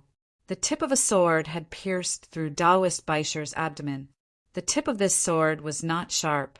On the contrary, it seemed to have been chopped off by a sharp weapon, and its surface was covered with a few very complicated designs and patterns. After being dyed red with blood, these designs and patterns appeared particularly monstrous. Logically speaking, a supreme expert like Taoist Baisher should still be able to fight even if his abdomen was pierced by a sword.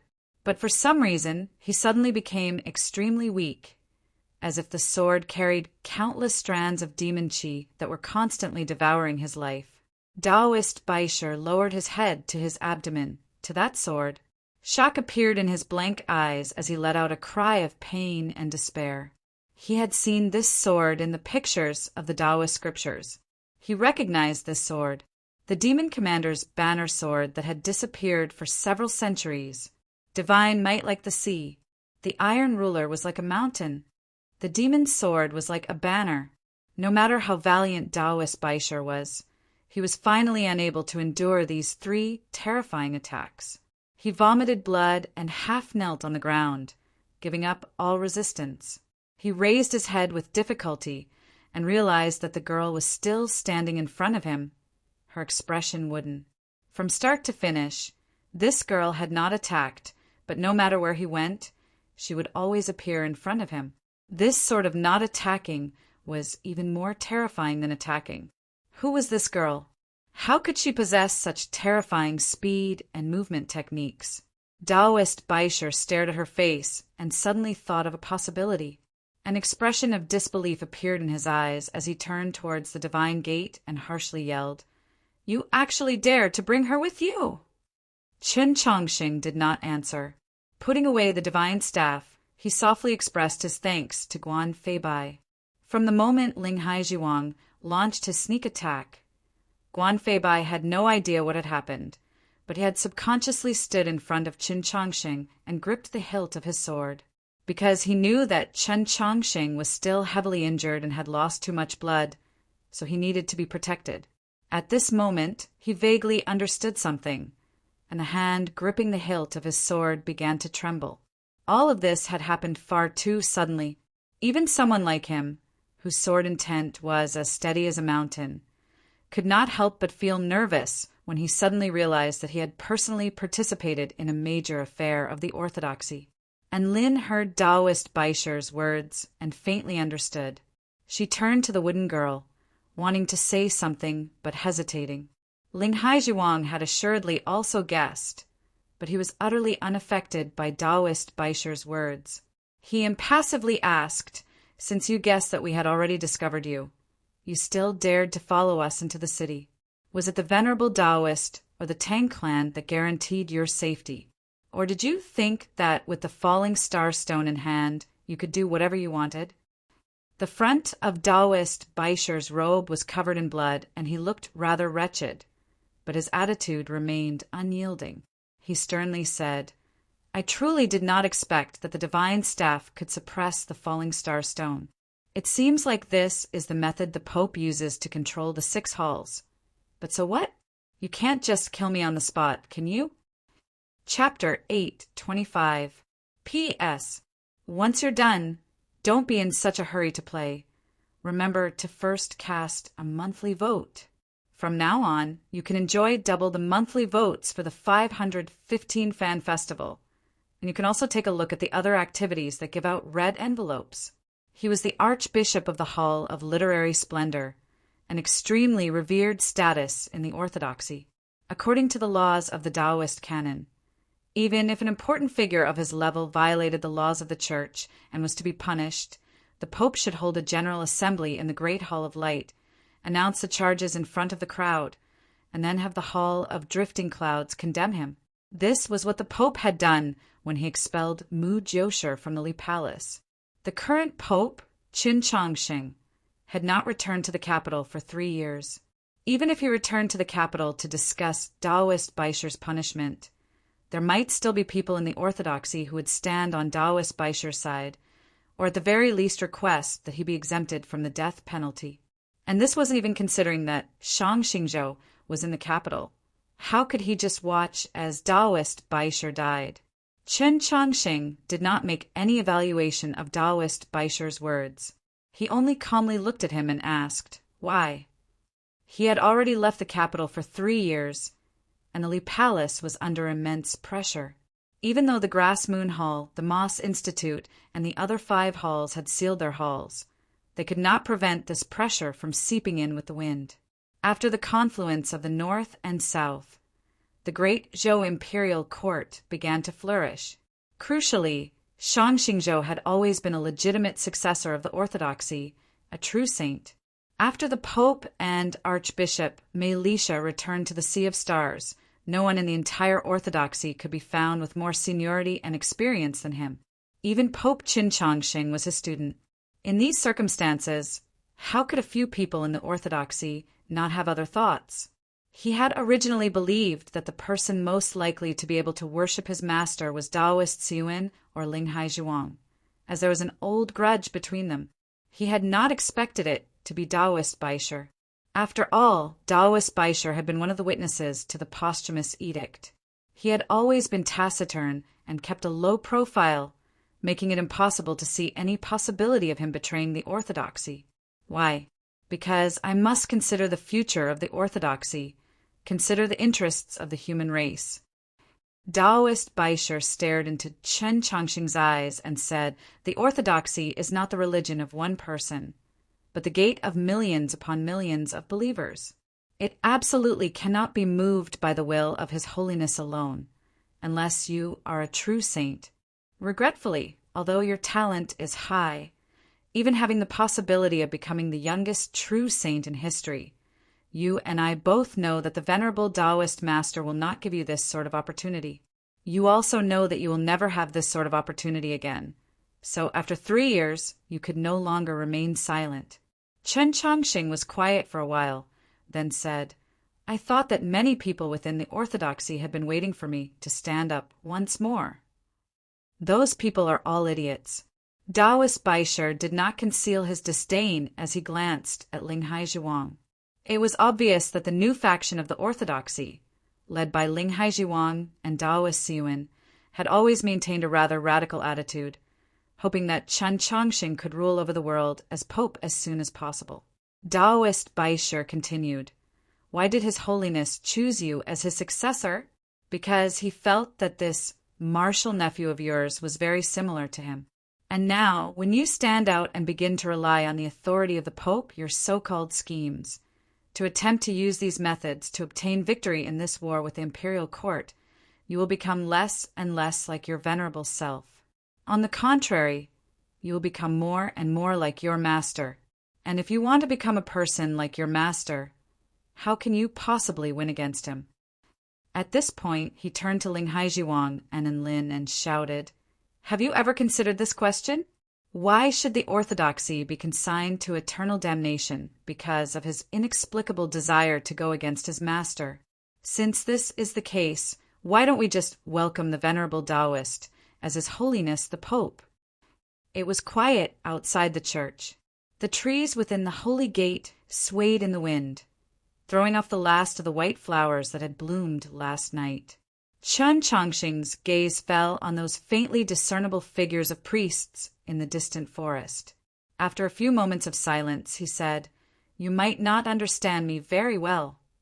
Taoist Baisher had not expected to hear this answer. After a few moments of shock, he once more became cold and unyielding. "It doesn't matter. You can remove me from the position of Archbishop right now. Even do what you did to Mu Jiosher and cripple my legacy. However, on the day that the venerable Taoist returns to the Li Palace, I will be waiting for you there." And Lin fell silent. Ling Haijiwang said, "I've worked with you for several decades, but I've never realized that you were such a stupid person." Taoist Baisher coldly glanced at him and said, "What sort of crime do you want to accuse me of? Plotting against His Holiness the Pope? Just like in the Mount Song Army headquarters?" Ling Haijiwang replied, "Crimes are not made by others, but committed by oneself." Taoist Baisher impassively said, "Don't forget, this is Wenshui." Wenshui was the territory of the Tang clan. No matter how powerful the orthodoxy was, if it wanted to execute Taoist Baisher on the spot, it would be impossible to hide from the Tang clan's eyes. This also meant that if Chen Chongqing wanted to uphold the dignity of the church's laws, he could only seize Taoist Baisher and even sever his legacy, but he could not execute him on the spot. At this moment, footsteps came from the forest. The Archbishop of Wenshui had arrived in front of the Taoist church, a letter in his hand. The Archbishop lowered his head, not even glancing at the blood-soaked Taoist Baisher, nor did he reveal any strange expression. He was as calm and modest as usual. "Your Holiness, the letter Your Holiness has been waiting for has arrived." Chen Chongqing took the letter and opened it, taking out the paper and reading it over. Ling Haijiwang and Enlin looked over, as did Guan Feibai and Jishio. Even Taoist Baisher, whose fate was still uncertain, looked over. They all knew that someone had been writing to Chen Chongqing this entire time. From the matter of the Mount Song Army headquarters to the itinerary to Wenshui, it had all been drawn up by the person writing the letter. Everyone was very curious as to who had written the letter. Only Nank was uninterested. She continued to follow Chen Chongqing's orders, standing in front of Taoist Baisher and staring into his eyes. After reading the letter, Chen Chongqing seemed to be thinking about something. After a period of silence, he handed the letter to Ling Haijiwang. Taoist Baisher sneered. Pretending to be mysterious, what did that person say in the letter? Could it be that they foresaw this matter in advance? Ling Haijiwang's gaze left the letter and fell on Taoist Baisher's face, his gaze somewhat strange. Taoist Baisher suddenly felt a chill run through his body. Ling Haijiwang said, "You guessed right. That person said that we had to kill you to establish our might." Taoist Baisher paled at these words. He did not know who the person who had written the letter was, but he knew that many of the orthodoxy's affairs had recently come from that person's handwriting. Crucially, through these last few days of observation, he was extremely sure that Chen Chongqing had a deep trust in that person, that he would do whatever he said. At this moment, the figure of a priest appeared in the forest. The Archbishop of Wenshui went forward to inquire. After a few moments, he returned and reported to Chen Chongqing in a low voice, "The Tang's second master has come to pay a visit to His Holiness. Many thanks to everyone for their continued support. I hope that everyone will support the Hall of Glory and the overall selection of works for the 5/15 Fan Festival this time. In addition, the Fan Festival also has some red packets. Take a look and continue your subscriptions." Chapter 826. Don't rush to play after reading it. Remember to first cast a monthly vote. Starting from now, 5/15 Fan Festival, you can get double monthly votes.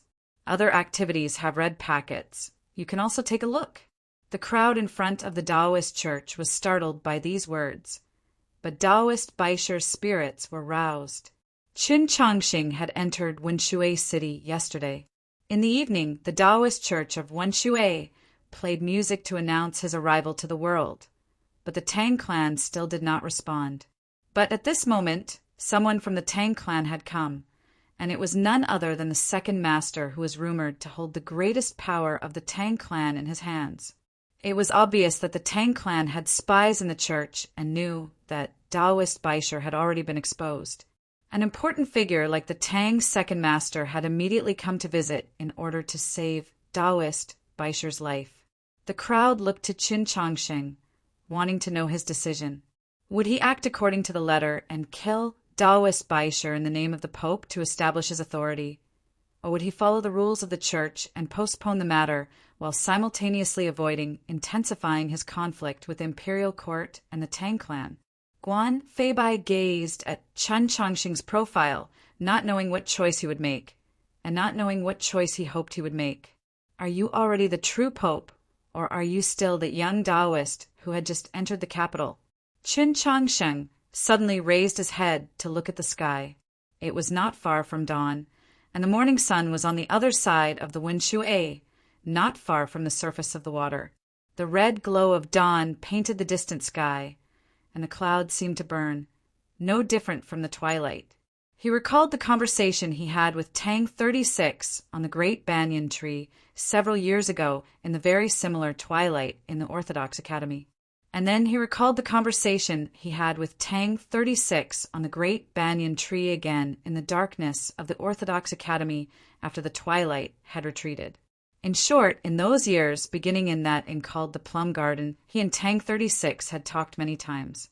In those conversations, they had talked about many things, not memories of the past, but prospects for the future.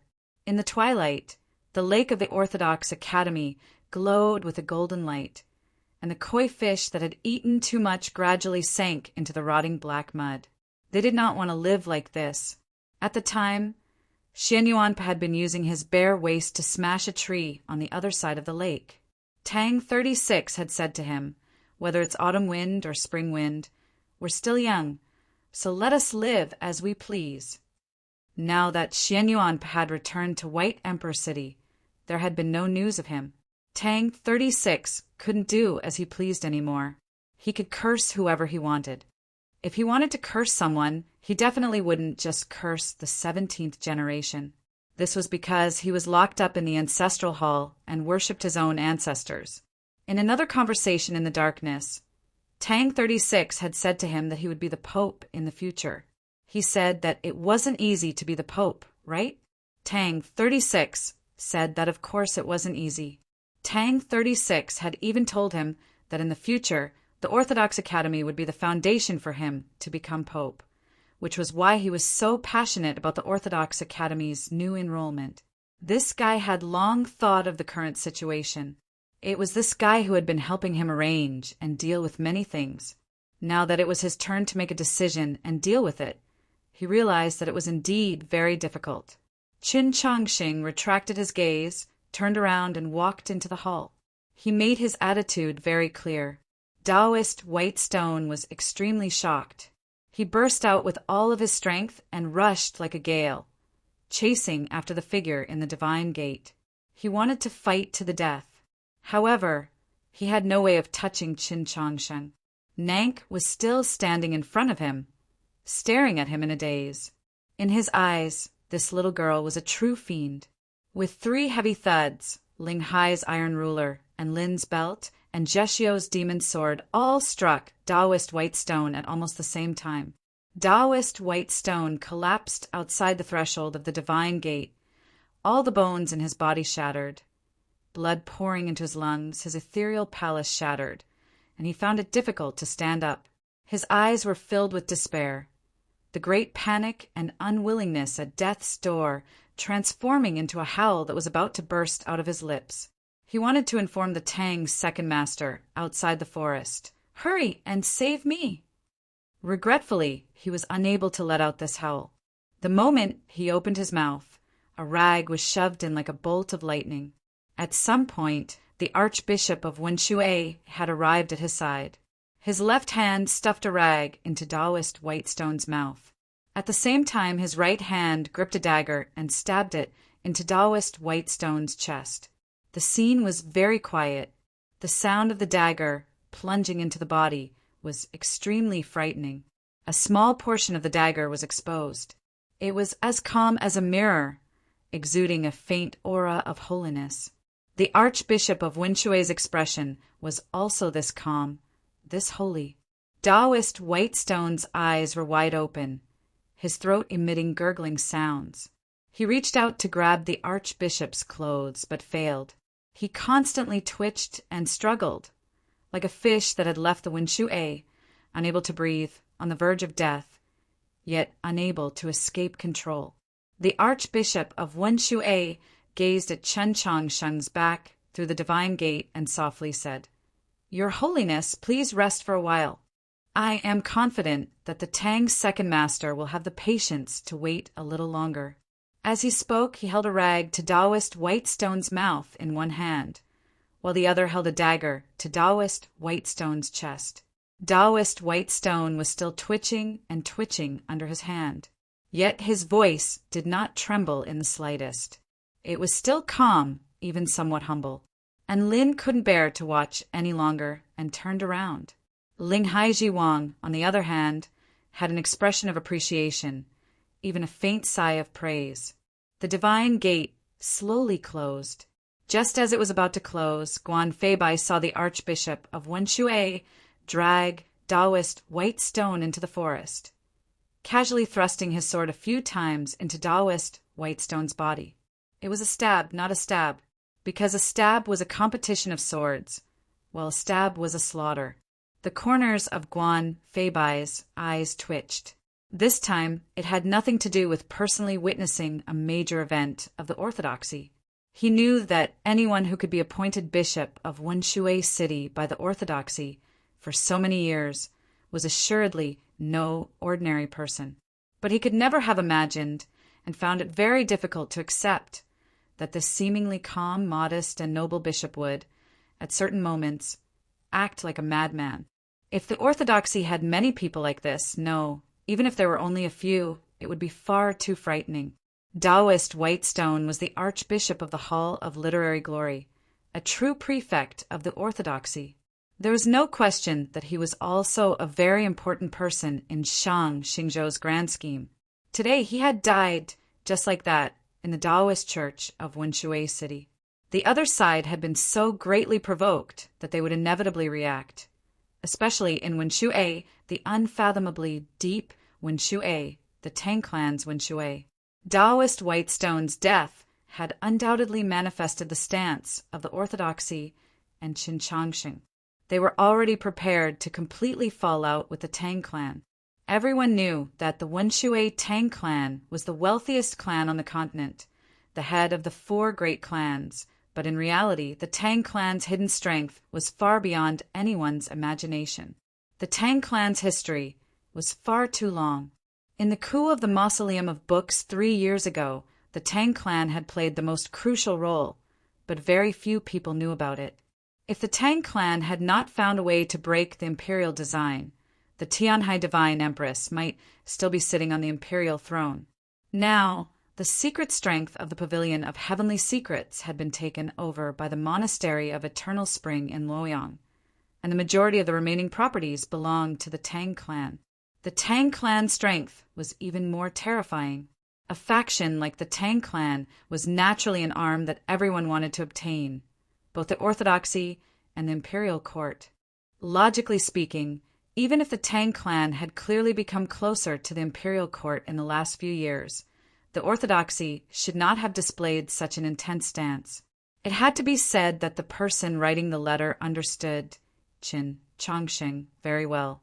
He or she knew that Chen Changsheng was bound to bring Tang 36 out of that ancestral hall. Then, no matter how gentle the orthodoxy's attitude toward the Tang clan was, as long as this matter did not change, he would still have to fall out with the Tang clan. When I was writing about the Orthodox Academy, I mentioned Huang En's youth is all kinds of red, Right now, they're still youths, but they have to be a little more ruthless. Thank you, everyone, for your continued support. I hope that you will all support the Hall of Honor and the overall selection of works for the 5/15 Fan Festival. In addition, the Fan Festival also has a few red packets. Take a look and continue your subscription. Chapter 8:27. Since they were going to fall out sooner or later, why not face it with the toughest attitude from the beginning? If this was a game of chess, the Mount Song Army headquarters was just casually placing a piece, representing the Li Palace's re-establishment of its voice to the continent. The second move that landed in Wenshui City was the deciding move. The deciding move, the deciding move, the deciding move, the deciding move. The person who wrote the letter wanted to use Tang 36 incident to force Sheng to put on the toughest attitude. This attitude was for the Tang clan to see, not for the Tang second master to see. Although the chief branch had lost its power, the Tang clan was still the Tang old master's Tang clan. The person who wrote the letter was gambling on what sort of decision the Tang old master would make in the face of the orthodoxy's most unyielding stance. The greatest problem was that the circumstances of the Tang clan over the past few years had proven that the Tang old master clearly supported the second branch. To put it another way, he had already made his choice between Shang Xingzhou and Chen Changsheng, master and disciple. Moreover, how could a person like the Tang old master change his stance just because of the orthodoxy's unyielding stance? Before the Tang old master, the orthodoxy first had to confront the Tang second master. This middle-aged man, who is said to have taken complete control of the Tang family, was undoubtedly one of the most powerful men on the continent. But outside this quiet Taoist temple, he looked like an ordinary middle-aged man. Perhaps it was because the Archbishop of Wenshui was not as humble in front of him as he usually was, much less fawning. The bishop seemed to really treat him as an ordinary middle-aged believer who wanted to pay his respects to the Pope. In the early morning, the 3 prefects of the orthodoxy and 100 cavalry entered Wenshui City. Not long after, many voices came from the Taoist hall. It was at this time that the Tang second master came to the stone steps and expressed his desire to pay a visit to the Pope. The bishop helped him make the announcement, then said that His Holiness the Pope had just woken up and was in the middle of washing up, so he needed some time. This was a very normal matter. Although the Tang second master knew that this was an excuse, he could only wait at the bottom of the stone steps. But he didn't expect that this wait would last for half a day. The morning light dispersed the fog in the forest, and then turned into warm sunlight that was rarely seen in winter. As time passed, the 2 guardians standing behind the Tang second master and his attendants grew uglier and uglier. The Pope had come to Wenshui, so the Tang clan naturally should have sent someone to meet him. But why did the second master have to wait for so long? Was this a show of strength to the Tang family? If not for the Tang second master maintaining his silence, they might have already begun to quarrel. After all, this was Wenshui City. From a certain perspective, the head of the Tang clan was the true emperor, whether it was Emperor Taizong or the infamous Tianhai Divine Empress. In this city, their decrees had never been as effective as a single word from the clan head. In their view, the second master represented the Tang clan. Even the Pope could not humiliate him like this. The Tang second master had stood at the base of the stone steps with his hands held behind his back for half a day, let alone anger. Not even impatience had appeared on his face. But that didn't mean he was calm. In fact, he was in a terrible mood at the moment. In the coup of the Mausoleum of Books 3 years ago, he had played an extremely important role. The common people did not know, but those who had the right to know knew. From that moment on, he became an influential figure in the continent. Although he still had not become the master of Wenshui City, everyone knew that that day was not far away. Whether it was the family business or the internal affairs of the various branches, the old master had given him the responsibility to handle them. He was already the de facto master of Wenshui City. Especially after Tang 36 had been imprisoned in the ancestral hall half a year ago, no one dared to question this point, not even Shualao City. Even if he had gone to the capital to see His Majesty a month ago, he could have gone straight to the palace without needing to send a message. Now, who would dare to intentionally leave him hanging for so long? Not being able to kill you in the snowy mountains is truly a regrettable matter, and I even let you enter Shui. That idiot white stone. How did you get discovered? But even if you came to Shui, other than throwing a tantrum like a child, what else could you do?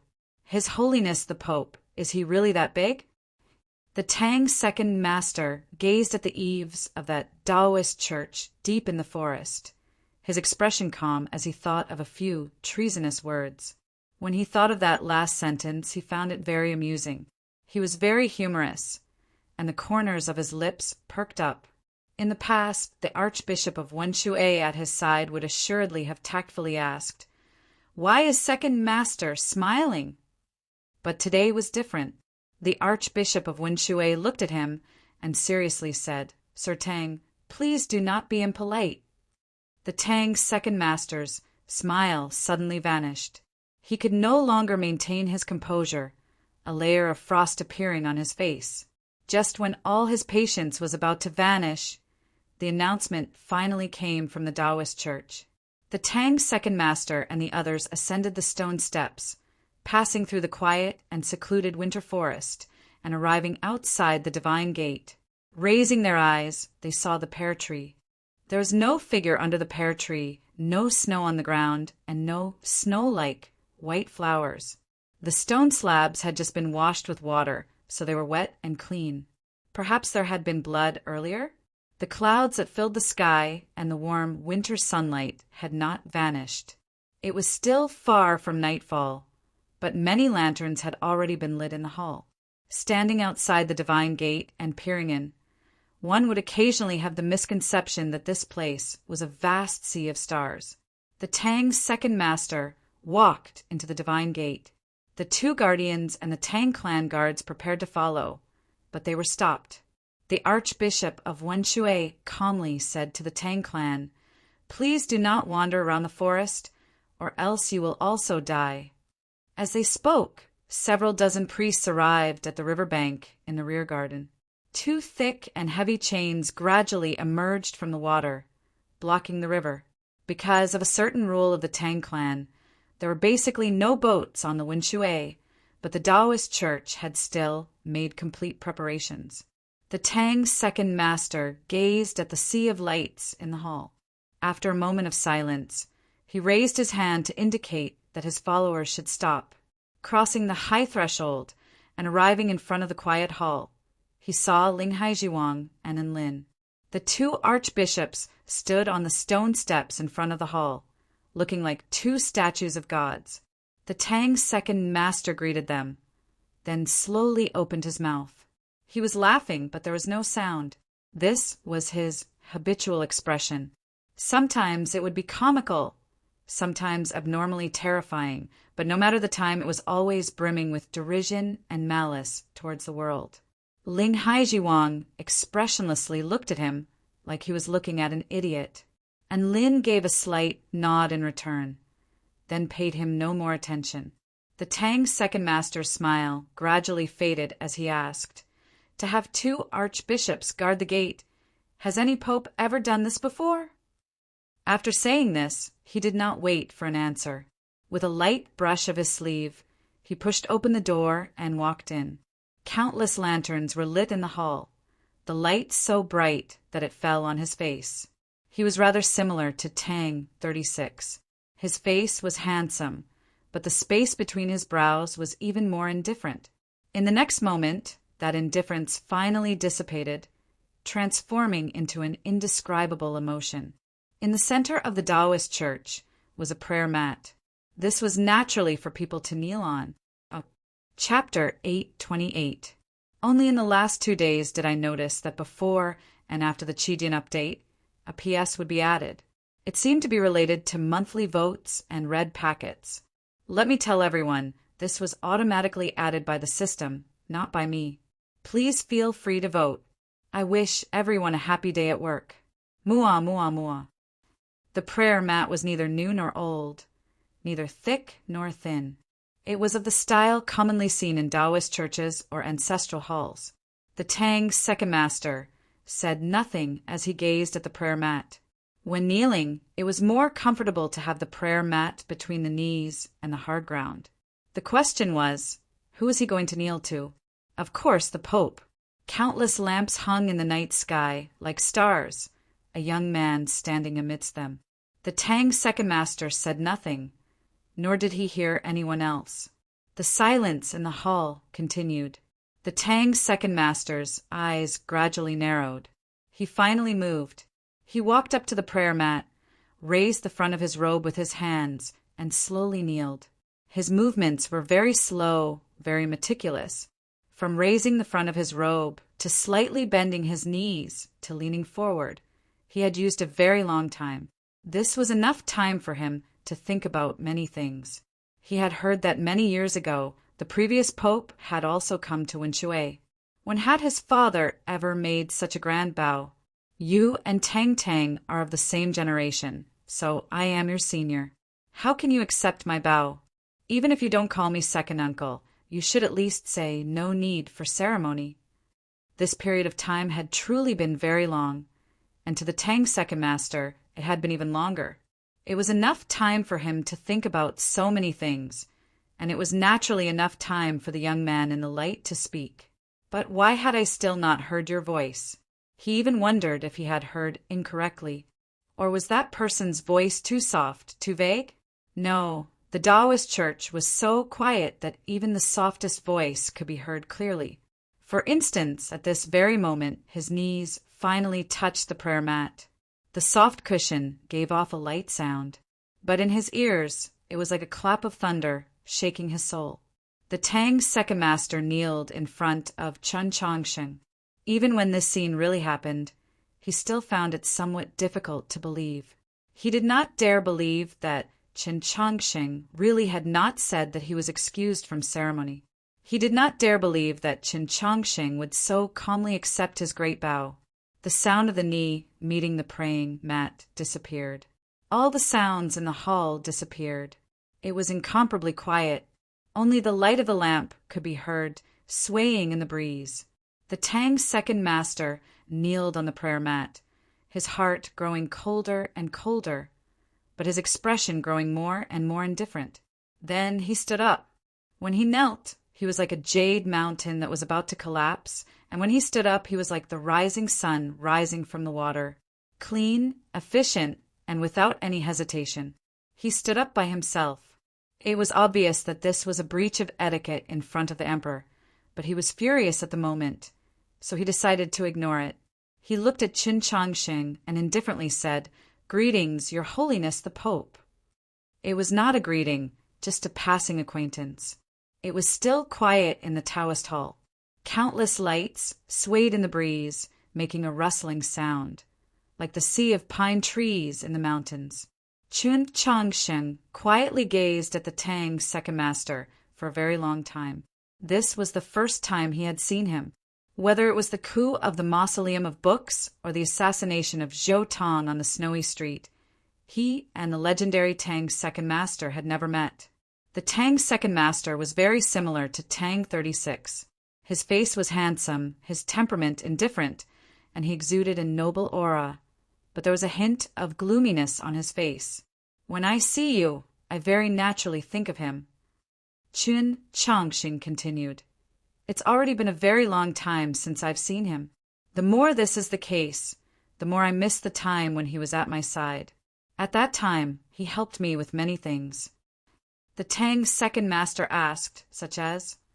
Chen Chongsheng took a step forward, walking out of the shifting light to stand in front of the Tang's second master. Such as, right now, he will say to you, "Did I let you get up?" Just like that, you got up? As one of the rarest pope in history that had not stepped into the divine domain, no matter how talented Chen Chongsheng was, his strength was still limited. The Tang's second master was well aware of this point, but when he saw this young man walking out of the sea of stars, saw his calm face, heard his words, he felt an indescribable pressure assailing him. It was like countless mountains, like the vast sea of stars had fallen into the Winshui. stirring up countless waves in his mind. Only now did he realize that no matter what his strength was, Chen Chongqing was the Pope, so he was facing a Pope. This thought made him feel extremely uncomfortable, just like how Chen Chongqing had used Tang 36's tone to say those words. Did I let you get up? If Tang 36 were present today, he really would have said this, not giving him any face, perhaps even being even harsher. The Tang's second master narrowed his eyes once more. He naturally would not kneel again. He gave a mocking smile and said nothing. There are no ifs. Tang 36 is imprisoned in the ancestral hall, so he can't possibly appear at your side. I had someone prepare the prayer mat. Chen Chongqing glanced at the prayer mat on the ground, then raised his head to the Tang's second master and continued, because I hoped that you would also prepare a relatively soft prayer mat for him. He was imprisoned in the old estate for 2.5 years, and then imprisoned in the ancestral hall for half a year. Given his personality, he must have been punished to kneel for a very long time.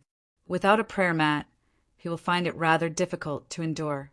The Tang's second master expressionlessly replied, He is a descendant of my Tang clan, so he naturally has elders to take care of him. There is no need for your holiness to care. Chen Chongqing replied, He is my friend, so it's impossible for me not to care. At these words, the Tang's second master's brows rose. Does your holiness only care about these minor matters? Chen Chongqing replied, To me, this matter is very important. The Tang's second master harshly asked, Is it even more important than the future of the Li Palace? Chen Chongqing replied, I think that perhaps this is a misunderstanding between you and the Tang old master. My coming to Wenshui City has nothing to do with the Li Palace. I have only come for him. The Tang's second master mocked. Is that so? Could it be that your holiness only wants to take him away and has no other request for my Tang clan? Chen Chongqing replied precisely. Does your holiness think this matter is very funny? Or else why would you say such a joke? The Tang's second master felt this to be utterly absurd, thinking, Do you really think that by saying these words you can convince the entire world that the orthodoxy has no designs on the Tang clan? The more he thought, the more he found Chen Chongqing's words and actions laughable, so he began to laugh. Normally, when describing laughter, one would add the words haha or raucous in front, because laughter naturally had to have a sound. But everyone knew that the Tang's second master's laughter had no sound, whether it was a slight smile or a great laugh. He only had his mouth open, making him seem like one of those mimes in Shualao City, acting out an absurd story, silently mocking others and the world. This was the first time Chen Chongqing had seen the Tang's second master's legendary silent smile. He did not find it comical, nor did he find it frightening. He only found it very ugly and very painful, like a fat goose waiting to be fed but having its neck tied to an iron chain. I miss that friend of mine even more. If he were here right now, he might say, Are you mute? Or else why would you laugh so bitterly? Chen Chongqing said these words without the slightest hint of derision, only a faint yearning. Chapter 829. The Tang's second master's smile gradually faded. Looking at him, he asked, Does your holiness truly wish to humiliate our Tang clan? Chen Chongqing stared at a place outside the palace and said, I never wanted to humiliate anyone, but that guy would often misinterpret my words to satisfy his own bad taste. For example, right now, he would definitely say that the person I humiliated was you and had nothing to do with the Tang family, because what right do you have to represent the Tang family? This was the most important sentence. Although Chen Chongqing used Tang 36's name to say this, it was obviously what he wanted to say. The orthodoxy did not agree to the second branch inheriting the Tang clan, and did not even want to engage in any dialogue or negotiations with the second branch. It still firmly stood on the side of the chief branch. This was something that had been determined long ago. But before today, the Tang's second master could not help but imagine a few other possibilities. In a situation where the imperial court was clearly flourishing and the main branch of the Tang clan was clearly losing power, was it possible for the Li Palace to give up its original plan and attempt to rope in him, the true head of the Tang clan? If that really happened, the Tang family's position would be even more important, and they would be able to gain more benefits. Now, Chen Chongqing's words directly announced that this possibility did not exist. The Tang second master was not very disappointed, but he once more felt that pressure. This meant that if he wanted to become the head of the Tang family, he first needed to pass through Qin Chongsheng. Although he was very confident and had the full support of the imperial court and Shang Xingzhou, this time his opponent was the entire orthodoxy. I don't want to humiliate the Tang family. In fact, I don't want to humiliate you either. I just don't like that smile of yours. Qin Chongqing's voice was still as calm as ever, just like his current expression. It might seem a little rude to say such things in person, but at least it was honest. Wang Pa doesn't like to smile like this either. When he first saw me smile like this in the old mansion, he wanted to punch me in the face. The Tang second master continued. But even today, even though he's already an expert of the divine domain, I still smile like this, and he still can't do anything to me. Your Holiness, if you really don't like my smile, then close your eyes, or try to get used to it. Compared to Qin Chongsheng's words, his attitude was even more rude and forceful. The meaning of this sentence was clear and simple. The Li Palace should not meddle in the affairs of the Tang clan, nor did it have the ability to meddle. So please pretend that you didn't know or endure. Whether it was the main hall or the rear hall, the Taoist church of Winshui was magnificent, comparable to the halls of the Li Palace. This was because over the countless years, the Tang clan of Winshui City had contributed far too much wealth to the orthodoxy. Perhaps it was for this reason that the Tang family's guardians and attendants did not feel any awe when they looked at the Taoist temple. Instead, they felt a sense of pride as if they were looking at their own property. The Tang second master had already been in the rear hall for a very long time, but there was still no sound. The expressions of the two guardians gradually turned grim, while the attendants wanted nothing more than to charge in. If not for the fact that the two archbishops were standing guard outside the hall, if not for the Pope being within the hall, if it were any other day, the people from the Tang clan really would have done such a thing. The two worshippers looked at each other and saw the vigilance and uneasiness in each other's eyes.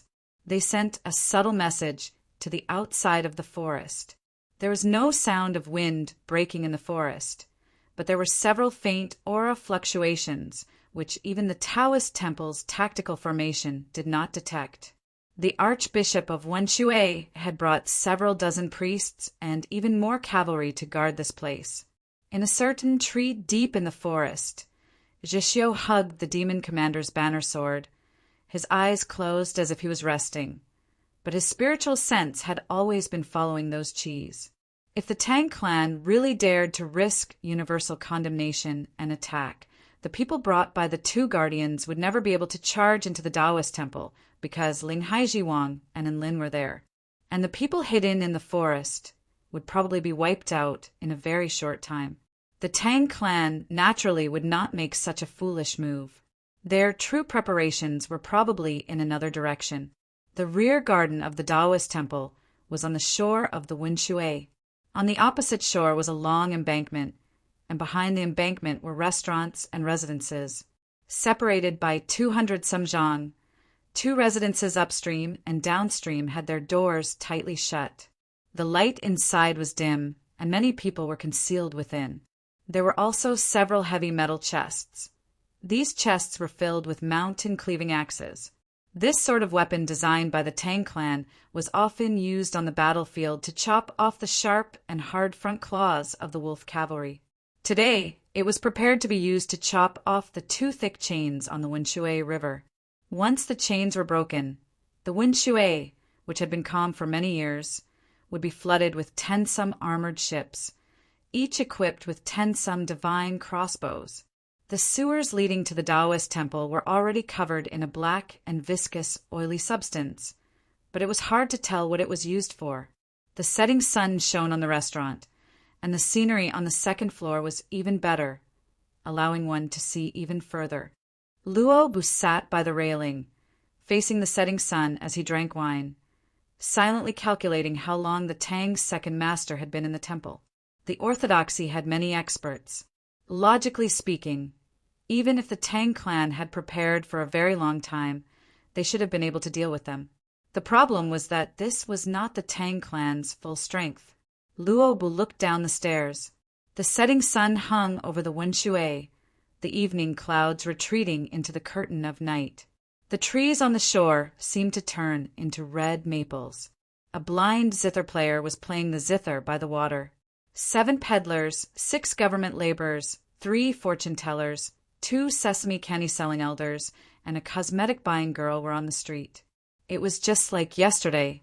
Luo Bu said nothing at this sight, thinking to himself, the Tang clan's strength truly is unfathomable. Will that fellow really run into trouble today? This being the case, why have you come to see me? Chen Chongsheng asked the Tang's second master. The Tang's second master replied, this place is Wenshui City. As the host, I naturally have to come to give my greetings and see if there is anything lacking in my hospitality. This is etiquette. Chen Chongsheng was quiet for a while, then said, I understand.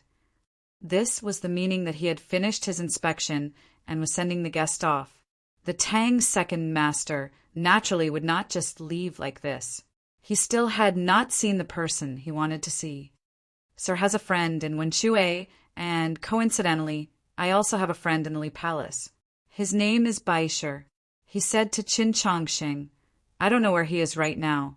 It's rare for old friends to meet again, so I would like to invite him to drink a cup of wine.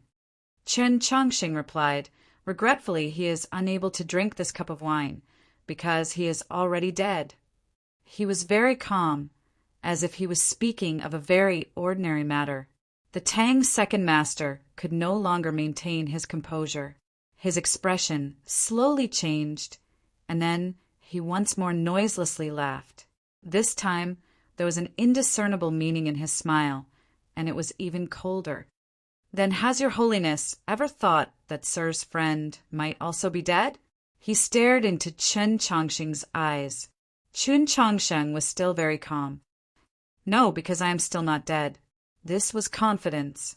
He was the Pope, as long as he was alive, who would dare to kill his friend. The Tang's second master stared into his eyes for a very long time, then suddenly said, Your Holiness, the Pope might not know, but that big brother of mine is suffering from a serious illness that has lingered for more than 2 years. There is no cure for it, and he might die at any time. And this illness is highly likely to be hereditary. Qin Chongsheng asked, Then why did you not get the illness? So in my view, this illness cannot be hereditary. That friend of mine will not get sick. The Tang's second master's voice became even colder. Who can say for sure about something like illness? Chen Chongsheng stared into his eyes and enunciated each word. I can say for sure. If I forbid him from getting sick, he cannot get sick. Chapter 830. Suddenly, the wind stopped and clouds obscured the setting sun. Night seemed to come early, and the golden lines on the water gradually faded. In a very short time, the 2 shores of the Wenshui had become much colder. Whether it was those tightly shut residences or those 2 chains, they all exuded a dangerous aura. Luo Bu sat in the restaurant, listening to the zither players' zither music. He slowly closed his eyes, his right hand lightly stroking the hilt of his sword. Not even he had any confidence in the unfathomable strength of the Tang clan. In the past, he would at most think of a way to warn them, but now he wanted to try. This was because the sword he had used in the past was an ordinary steel sword forged from a few taels of silver from a smithy in the small town at the foot of the mountain. Now he had switched to a different sword. With this sword in hand, he could step on the frost grass and use it as a sword, transforming into a sword. Even when facing an expert of the divine domain, he could still maintain a bright Tao heart. He closed his eyes, listening to the zither music from below, listening to the sound of the water splashing against the rocks on the shore, listening to the sounds of the chains touching the water and then separating. He sensed everything in the world. Suddenly his ears twitched. He opened his eyes and gazed into the river. His gaze grew deeper and deeper, ultimately resting on the water grass. He felt that this patch of water grass was rather strange. It was a deeper color than the grass around it, but he couldn't see anything else that was strange about it.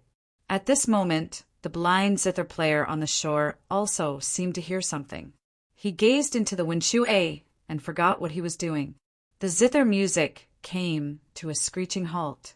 The strange atmosphere on both sides of the river suddenly became a little different. The ironclad ships upstream and downstream silently retreated. The two residences became empty. The cheese in the forest vanished without a trace. The Tang clan guardians and attendants in front of the Taoist church became much quieter. Only 7 peddlers, 6 government laborers, 3 fortune-tellers, 2 sesame candy-selling elders, and 1 cosmetic-buying girl remained on the street. It seemed like they would never leave. The door to the hall was pushed open, and the Tang's second master walked out, his complexion extremely unsightly. He did not even glance at Ling Haijiwang or Enlin. Taoist Baisher's death meant that the orthodoxy stance was abnormally firm and unchangeable. As they walked down the stone steps, Zhixiu stood under a large tree. The Tang's second master knew what he wanted to say. With an indifferent expression, he said, "It wasn't easy for you to live to this day, so don't casually speak."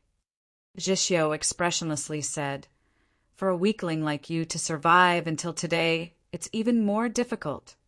The Tang's second master slowly raised his brows. His expression did not change, but he was inwardly furious. On that snowy street in the capital, Wang Pa had once said to him that the moment he gave up cultivation and began to study strategy and pursue power, he had become a weakling. Today he was once again evaluated in such a way, and the other party was a junior. The angrier he was, the more indifferent he appeared. He looked at Zhixiu and asked, "Do you really want to die?" Zhixiu did not answer his question, saying, "Don't secretly attack that guy."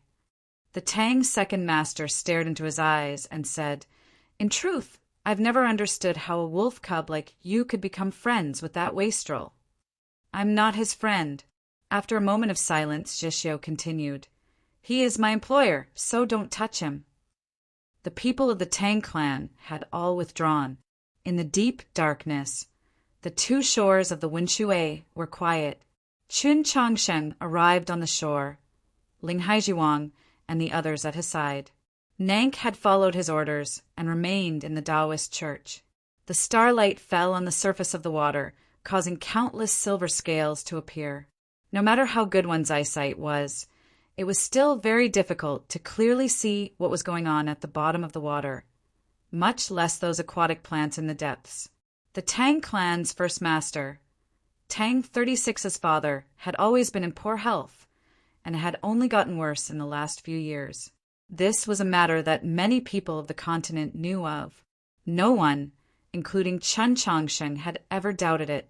Not even Tang 36 had mentioned it in his previous letters. But after hearing the Tang's second master's words today, he felt that something was wrong.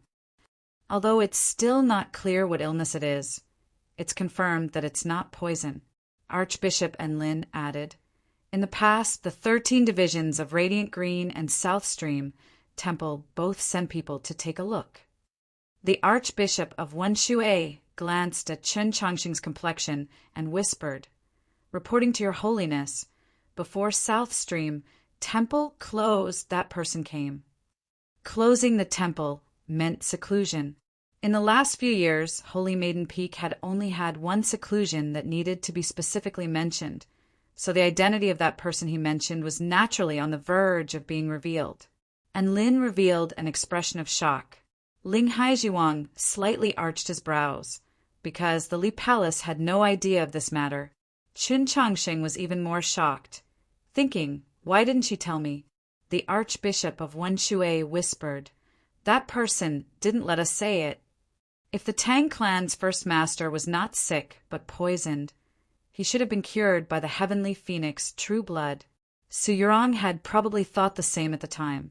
Now that the first master was still bedridden and on the verge of death, this meant that he truly was not poisoned, but sick. The Tang old master's change in attitude was probably directly related to this matter. Qin Chongxing knew why Su Yurong had come. She knew that Tang 36 was his best friend, and he was very grateful for this. After some thought, he decided to go to the first master tomorrow to take a look. It wasn't that he didn't trust the abilities of the 13 divisions of Radiant Green and Su Yurong, but he wanted to see if his medical skills could change that elder's sorrowful fate. Moreover, he had always felt that this matter was not so simple. After the Tang's second master's words, after he encountered that little monster in Hancho City's Willow Lodge, go investigate a disciple of the longevity sect called Chusu. This person cultivates a very strange technique. No matter how well he hides it, someone should have heard of it. He separately ordered Ling Haijiwang and Enlin, read a letter to urge South Stream Temple to see if they have any results on the matter I had them investigate. And Lin did not know that he had written a letter to South Stream Temple, so she asked in confusion, "What matter is so urgent?" Chen Chongxing replied, "I want to know where the legacy of the Yellow Springs flow is, and if it might be in the south." Ling Haijiwang connected this to the strange technique that Chen Chongxing had mentioned to him, and his expression suddenly changed. And Lin's complexion also paled. She muttered, "Would the longevity sect dare to do such a crazy thing?" "I have no proof." Chen Chongxing fell quiet for a while, then turned to the Archbishop of Wenshui and said, "Find someone to investigate if the Tang clan has anything to do with this matter." Ling Haijiwang and the other two left with the order. Guan Feibai walked out of the Taoist church, sword in hand. He did not want to chat with Chen Chongxing, but he felt that Qin Chongxing needed someone at his side. As he gazed at the river under the starlight, Qin Chongxing fell into silent contemplation. He truly did not have any proof. The only clue was what the Demon Lord had said in the Snowy Mountains. The Demon Lord had said very clearly that the young array master was a little monster from the longevity sect called Chusu, and that this was the work of Shang Xingzhou and the Tang clan. That morning in the kitchen of Hancho City, he and Nank had encountered that monster of the Yellow Springs flow, covered in poison and terrifying to the extreme. At the time he had not thought of it, and only later did he recall the Demon Lord's words and link these two matters together. The problem was that the Demon Lord's words could not be used as proof. Everyone knew that his words might have been used to sow discord. As Chen Chongxing pondered these questions, he had no idea that in the depths of the mercury-like river, a clump of watergrass was gently drifting. This clump of watergrass was a little different from the other watergrass around it. It suddenly floated away from the bottom of the river and slowly approached the rocks at the bottom of the riverbank. It looked like a clump of mud that had been melted by water and did not make any sound. Chapter 831. There were many crevices between the rocks on the shore, one of which was connected to the sewers beneath the Taoist church. During the day, the Tang clan had already sent people to destroy the array there and sprinkle a black, viscous, oily substance into it. The mud-like substance slowly flowed through the crevice into the sewers of the Taoist church and continued to move forward. Still, it made no sound, and its surface was made of some unknown substance that was not stained by the viscous black oil. Qin Chongxing's gaze fell on the opposite shore. He did not know that during the day the opposite shore was very lively. There were many government laborers, peddlers, fortune-tellers, and a blind zither player playing the zither by the shore. The restaurant was very lively, and Luo Bu had drunk 2 jars of fine wine there. He did not notice that the ground behind him had slightly bulged, and that 2 frost-colored weeds had already crossed the tops of his feet. The black soil silently blossomed like a flower, and an ugly hand covered in scales and hair reached out from the ground. An extremely minute change had occurred in the qi of the world. With Chen Chongxing's keen senses, he immediately sensed it. But his reaction was still a step too slow. He did not have time to use his fastest Yesher step or use the hanging evening clouds to send himself far away.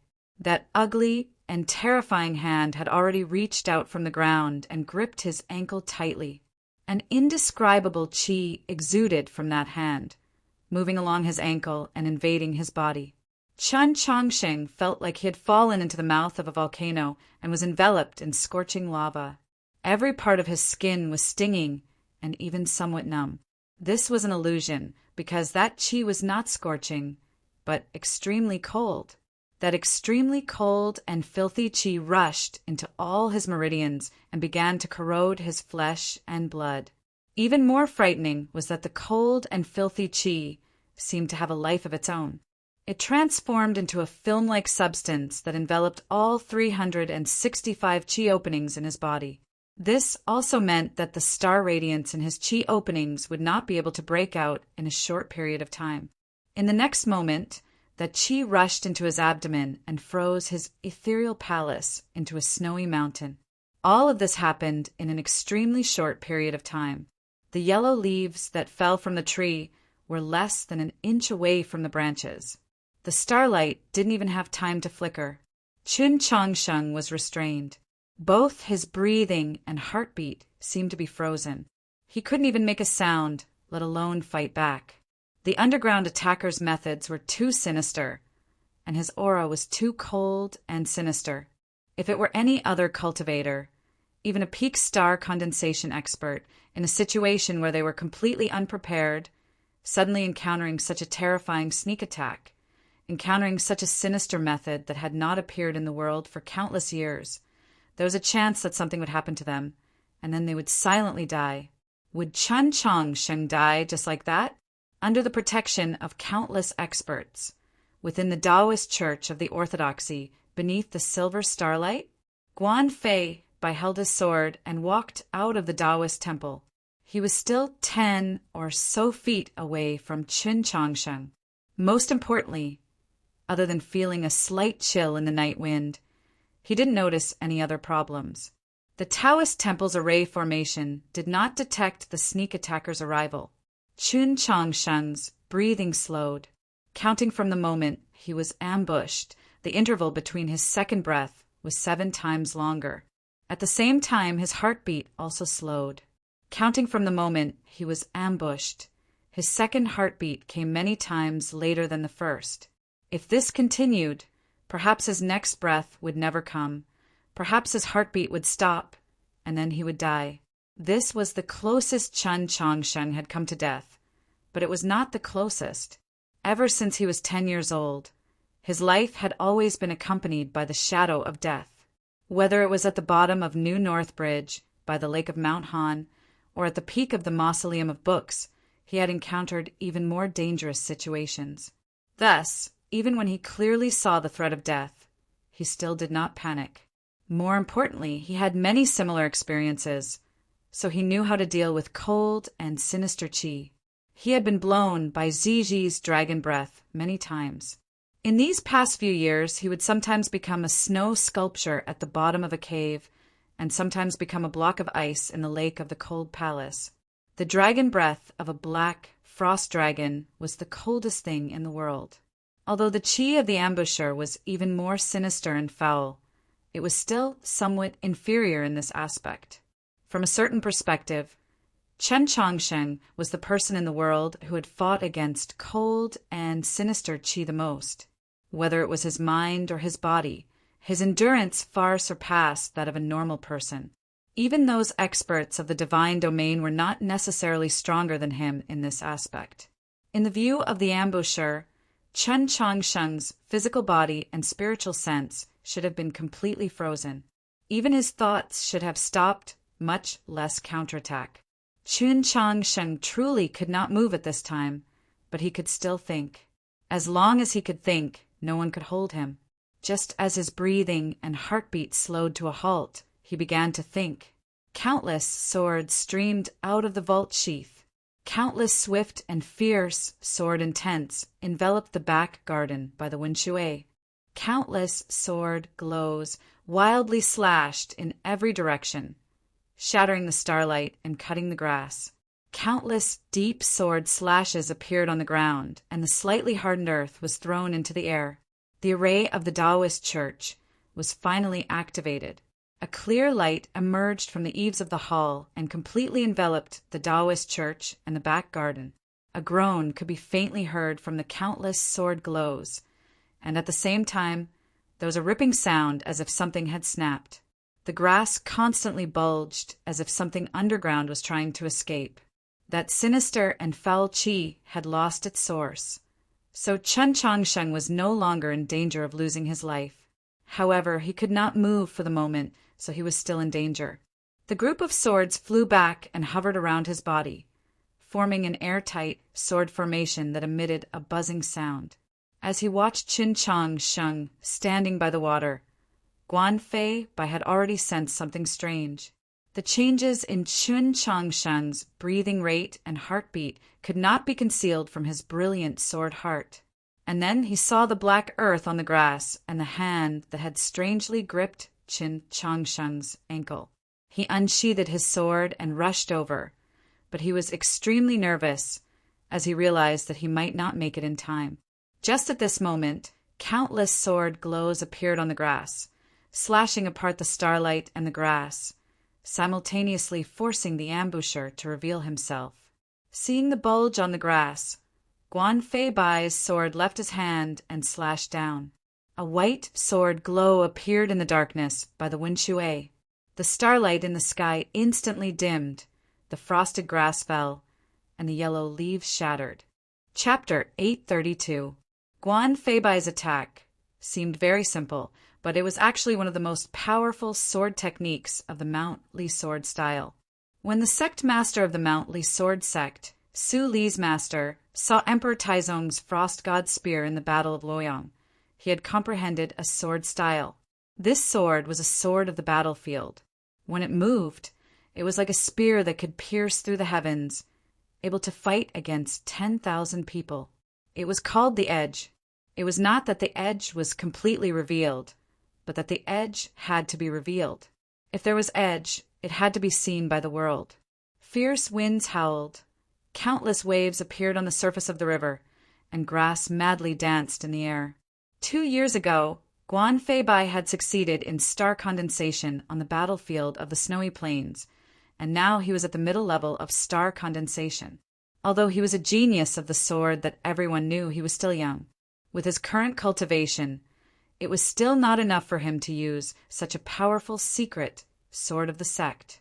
But he had used this sword without hesitation, completely disregarding the possibility that he would suffer a backlash from the sword intent.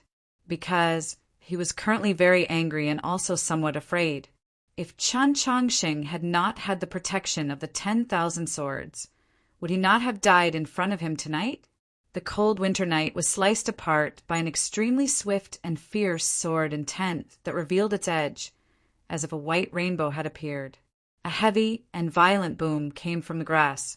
Countless pieces of earth were thrown into the air, and a small and thin gray figure was jolted out. This person was hunched, very short, and dressed in black. It was the monster that Chen Changsheng had encountered in Hanzhou City. A clear and deep sword wound appeared on the monster's abdomen. 2 fingers on his left hand had been severed, probably by Chen Changsheng's sword. But whether it was the wound on his abdomen or the severed fingers, what flowed out was not blood, but a gray liquid. Seeing Guan Fei Bai, the monster let out a mournful howl. This howl was filled with pain, but also with a crazed impulse to kill. The moment the edge stabbed the monster, Guan Fei Bai's sword heart gave off a warning, as well as a clear feedback from his sword sense.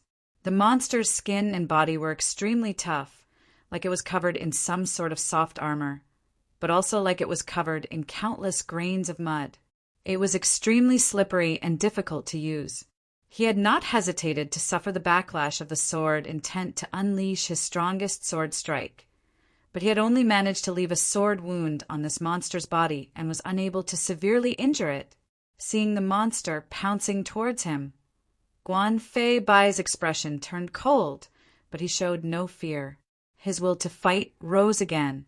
The long sword in his hand had already been shattered by the violent blow just now. Now his hands were empty, but this did not mean that he had lost the ability to fight. How could the dignified divine kingdom's 7 laws lose to this big, mouse-like, ugly monster? An extremely sharp and formless aura appeared on his forearm, shattering the night wind upon contact. As expected of a genius of the Mountly Sword sect on the path of the sword, he had actually succeeded in cultivating the astral sword. That monster was used to a life that did not see the light of day. Normally, when he saw that his sneak attack on Chun Chongqing had failed, that the Taoist church array had appeared, and that the experts of the orthodoxy were assuredly on their way, he would definitely have turned and left without any reluctance. He would not have allowed himself to take any risks. But tonight he could not.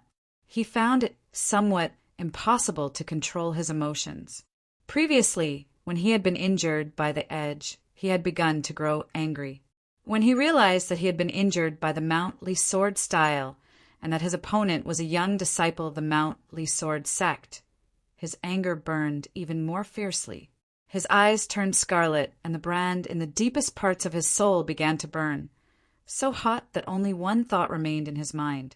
Su Li had to die. Everyone related to Su Li had to die, and all the people of the Mountly Sword sect had to die.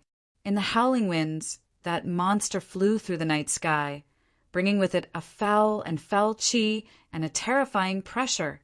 Whether in Hancho City or the sneak attack just now, this monster had always attacked from the shadows and then attempted to flee. He had never revealed his full strength. Only now, when he was determined to kill Guan Fei Bai, did he reveal his true cultivation level. He was actually powerful to such a degree.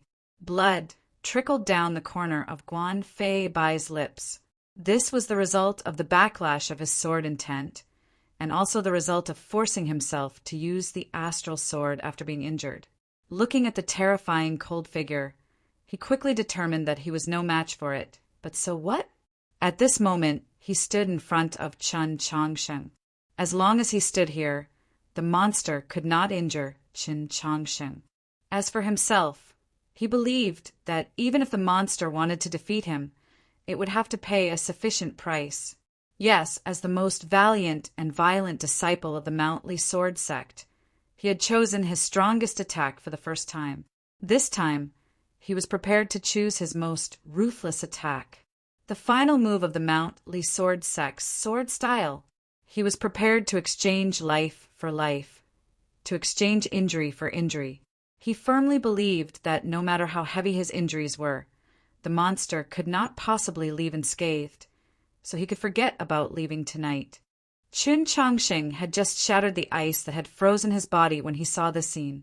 He yelled, "Don't!" He did not completely understand the monster's strength or methods, but he was keenly aware that the monster's entire body was covered in poison. If Guan Fei Bai wanted to exchange injury for injury, the result might not be as he imagined. He might even die. Chun Chongqing had woken up a little too late.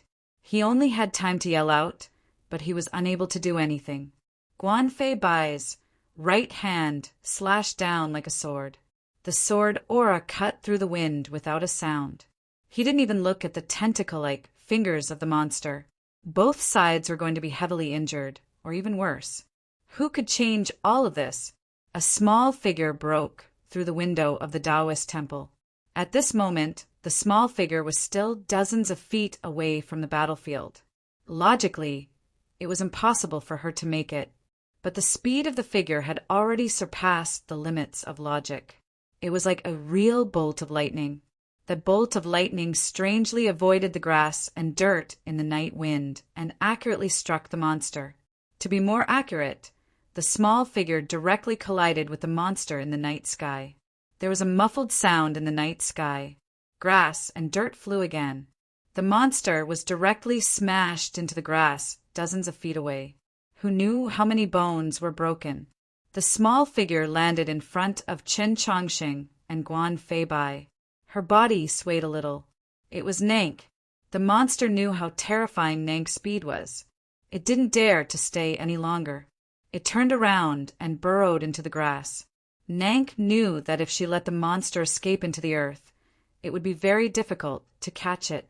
She immediately prepared to give chase, but just when she was prepared to leap up, her body swayed again. It was obvious that she had suffered significant injuries from the previous collision. At this moment, another figure jumped down from the tall tree in the night sky. Jishio had arrived. Seeing the scene before him, he didn't even think about anything, much less make any calculations. He just followed his usual style of battle and charged over. Like a meteor, he jumped down from the tree and charged at the hole that had just appeared in the grass. There was a massive boom. The earth trembled, the river roiled, and the grass, leaves, and dirt once more flew into the air, obscuring the starlight and casting the battlefield into darkness. The dust gradually settled, revealing the scene on the grass. A large hole had appeared in the ground. The hole was around a zhang deep, and one could faintly see the ripples of water at the bottom. Chapter 833. Jishio gazed at the deep hole in the grass, seemingly lost in thought. Chun Changsheng, Nank, and Guan Feibai walked over. They saw a few pieces of gray flesh scattered across the grass. They looked very disgusting, presumably left behind by that monster. Such a large disturbance in the rear garden of the Taoist church naturally alarmed many people. Ling Haijiwang and Lin, and the Archbishop of Winshui, who had been ordered to hurry over. No one spoke, only looked at Qin Changsheng. Qin Changsheng said, "If my guess is correct, this monster is the Chusu that I had all of you investigate." Ling Haijiwang asked, "The longevity sect?" Qin Changsheng fell quiet for a while, then said, "I suspect that this is the result of the previous longevity sect master's corpse beheading before his death." Ling Haijiwang and the others were extremely knowledgeable, so when they heard the word corpse beheading and associated it with the sinister Taoist technique Qin Changsheng had mentioned, their expressions flickered. Guan Feibai was more concerned about another problem. He asked Qin Changsheng, "Chisu, what two words are they?"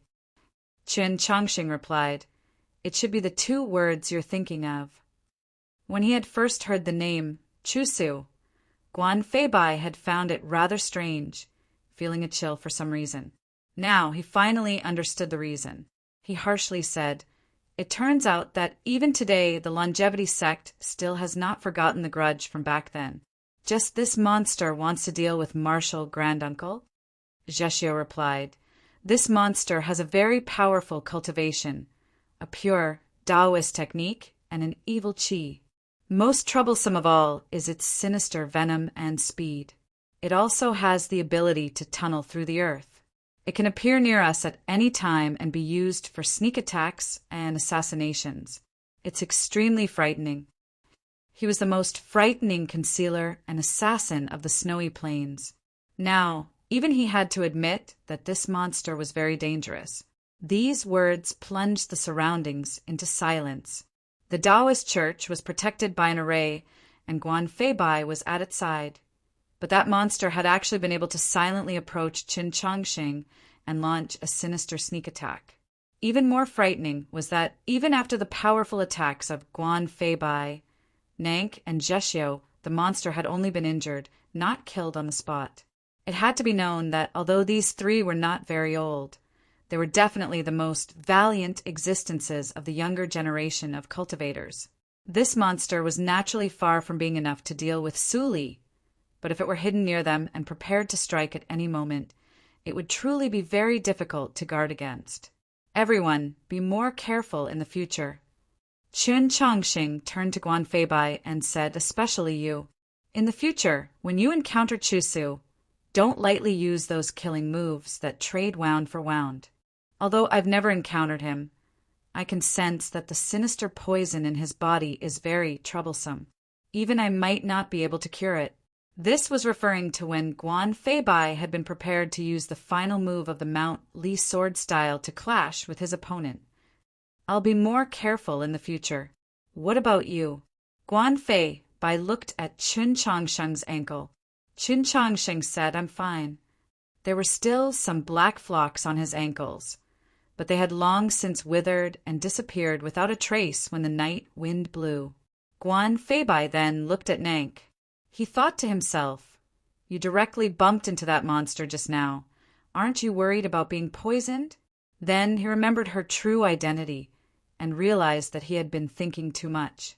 The bloodline of the surpassing bird was the most poisonous thing in the world, so why would it be afraid of other poisons? Ling Haizhuang suddenly looked at Qin Changxing and sternly said, "I ask your holiness to be even more cautious in your actions. You cannot act like before." Previously, Qin Changxing had sent them off on a mission, but he had not had Nank get close to protect him. He had been standing alone by the river in quiet contemplation. In his view, this was extremely unwise and also irresponsible to the millions of believers of the orthodoxy. Qin Changxing understood that he had good intentions and said, "There's no need to worry. My injuries have not completely healed, so my qi senses are a little slow, allowing it to take advantage of me. It won't happen again." After saying this, he turned to the other shore. Even though such a large disturbance had occurred in the Taoist church, the other shore was still quiet. Not a single person had appeared. Only the barking of dogs could be heard in the distance. The shadows of the buildings along the river fell on the street and on the water, hiding something. Perhaps because the wine of Wenshui City was too authentic, or perhaps because the setting sun had warmed him too much and made him lazy. Luo Bu did not leave after drinking in the restaurant. He went straight to the inn behind the restaurant and slept until late at night. Then, for some reason, he woke up. He walked into the shadows of the alley to the side of the restaurant and gazed at the nearby river, wanting to confirm that the feeling of the day was not an illusion. He did not see that clump of watergrass, because at that time that clump of watergrass had already approached the other shore and entered the ground of the Taoist church through the cracks in the rocks. He had seen everything that had happened afterwards. That monster truly was rather unexpectedly savage and frightening. Even he had subconsciously gripped the hilt of his sword. He had not attacked at the start because he was very curious about Qin Changxing's true level. He had not expected to see his junior brother. He still did not attack because he trusted in his junior brother. Of course, this was also because he was confident that he could control the entire situation. Under the starlight, the Wenshui was like a silver belt spread out very wide. If Qin Changxing or his junior brother really did encounter a danger they could not resolve, his sword would naturally go over, disregarding the width of the river. He had not expected what happened next. Qin Changxing and his junior brother had not been able to capture or kill that monster that had ambushed them. That monster could travel through the earth, and with such astonishing speed, it had instantly vanished into the depths of the Wenshui. All these things that he had not expected had ultimately become reasons that made him feel helpless. He had just been unable to sleep in the middle of the night, so he had gotten up to relieve his boredom, and then he was prepared to go back and have a good sleep. But in the end, he just had to witness such a spectacle, and he was the only one who had seen the monster's final destination. Thus he could only follow. The monster was at the bottom of the water, using the mud and sand as a cover to silently advance, but its speed was still very fast. Luo Bu leapt between the houses on the street, using the shadows of the eaves and the occasional drifting clouds to conceal his figure. He was similarly silent and very fast. In the end, he still could not catch up to the monster. He could only watch as the Wenshui lightly rippled, turn into a channel to the right, and vanish into an estate. He took out a charcoal pencil and paper and drew the last scene he had seen. The starry sky above the estate and the countless lights within it were all very real. This estate was truly very large. The buildings inside looked very ordinary on the outside, but they could not conceal their noble aura. Then he noticed that he was outside the side gate of another estate. The two estates faced each other across the river, both lit with countless lights. Even in the depths of the night, they still did not seem deserted. He walked into the estate. Perhaps it was because the master of this estate was on the verge of death from his illness, and the young master was imprisoned in the ancestral hall, so the people's hearts were scattered and the security was not very tight. In particular, the houses and small courtyards on the outskirts would occasionally be noisy with the voices of people. In contrast, the magnificent courtyard in the center was much more serene and quiet. In that magnificent courtyard, he saw an elderly loyal servant, his face covered in worry, and a sorrowful maid. Then he heard the sounds of quarreling coming from the corner gate. "Clear your heads! The first master is already about to die, so who dares to fight with the second master? The Pope? This is the Winshui Tangs. There's no need to give face to anyone. Don't think that just because the Pope is here that the chief branch has a backer, or else why would that wastrel still be kneeling in the ancestral hall?" Chapter 834. Luo Bu quietly listened for a while. This sort of story of a fierce slave deceiving his master was very common in all clans. The dog madly barked at its master, its voice getting louder and louder. Perhaps it was because it had gone mad, but it was more likely that it wanted to rely on its new master. To prove its loyalty to its new master, these dogs did not mind madly barking at their former master, even fiercely biting him a few times. He ignored the stewards at the corner gate, their bodies reeking of alcohol, and floated down to the window of the main room. Even though it was late at night, the room was still brightly lit. Perhaps it was because the master of the room had slept for too long and was about to fall into a long slumber, so he did not want to sleep. The shellfish oil produced in Zhuozhou did not give off any smoke, so it would not stain the eyes. The light was also very beautiful, painting the middle-aged man's face gold. The middle-aged man was very thin, his eyes sunken in, and his face covered in gold. He did not seem like a living person, but some sort of sacrificial offering. Luo Bu stood outside the window, calmly gazing at the middle-aged man on the bed. The finger gripping the hilt of his sword silently tapped, faster and faster, until it was almost impossible to see. If the disciples of South Stream Temple saw this sight, they might be able to associate it with the Holy Maiden's movements when she used the fated star plate to calculate. Yes, he was also calculating, but he was not using the fated star plate, but a sword. In the end, he had not been able to find anything strange in this courtyard, nor had he been able to calculate any problems. It truly did not seem like he had been poisoned.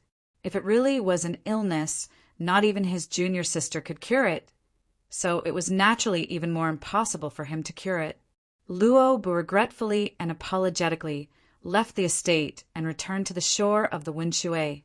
As he gazed at the estate on the other side of the river, he silently thought, since this is the chief branch, then the other side is the second branch? On the first day of the Pope's visit to Winshui, he refined a bottle of cinnabar pills. On the second day, the orthodoxy prefect Taoist Baisher, who had accompanied him, disappeared. The Pope received the Tang's second master, and in the middle of the night he suffered an assassination attempt. On the third day, he brought many people out of the Taoist church.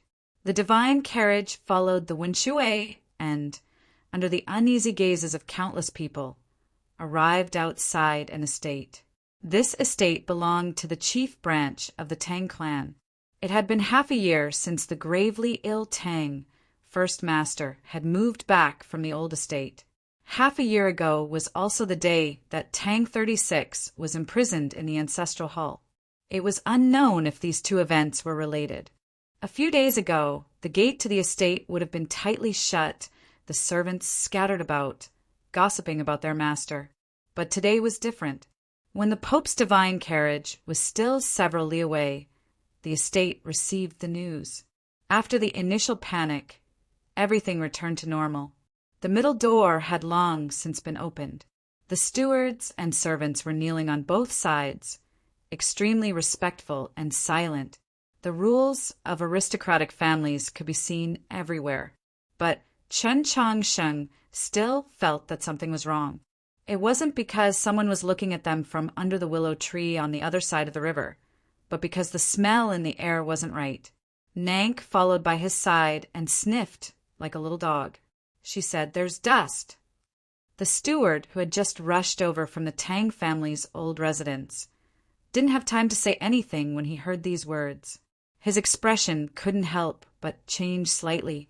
Qin Changsheng looked at the straight path made of white marble under his feet. Looking at the remaining wet marks, he knew that it had just been cleaned.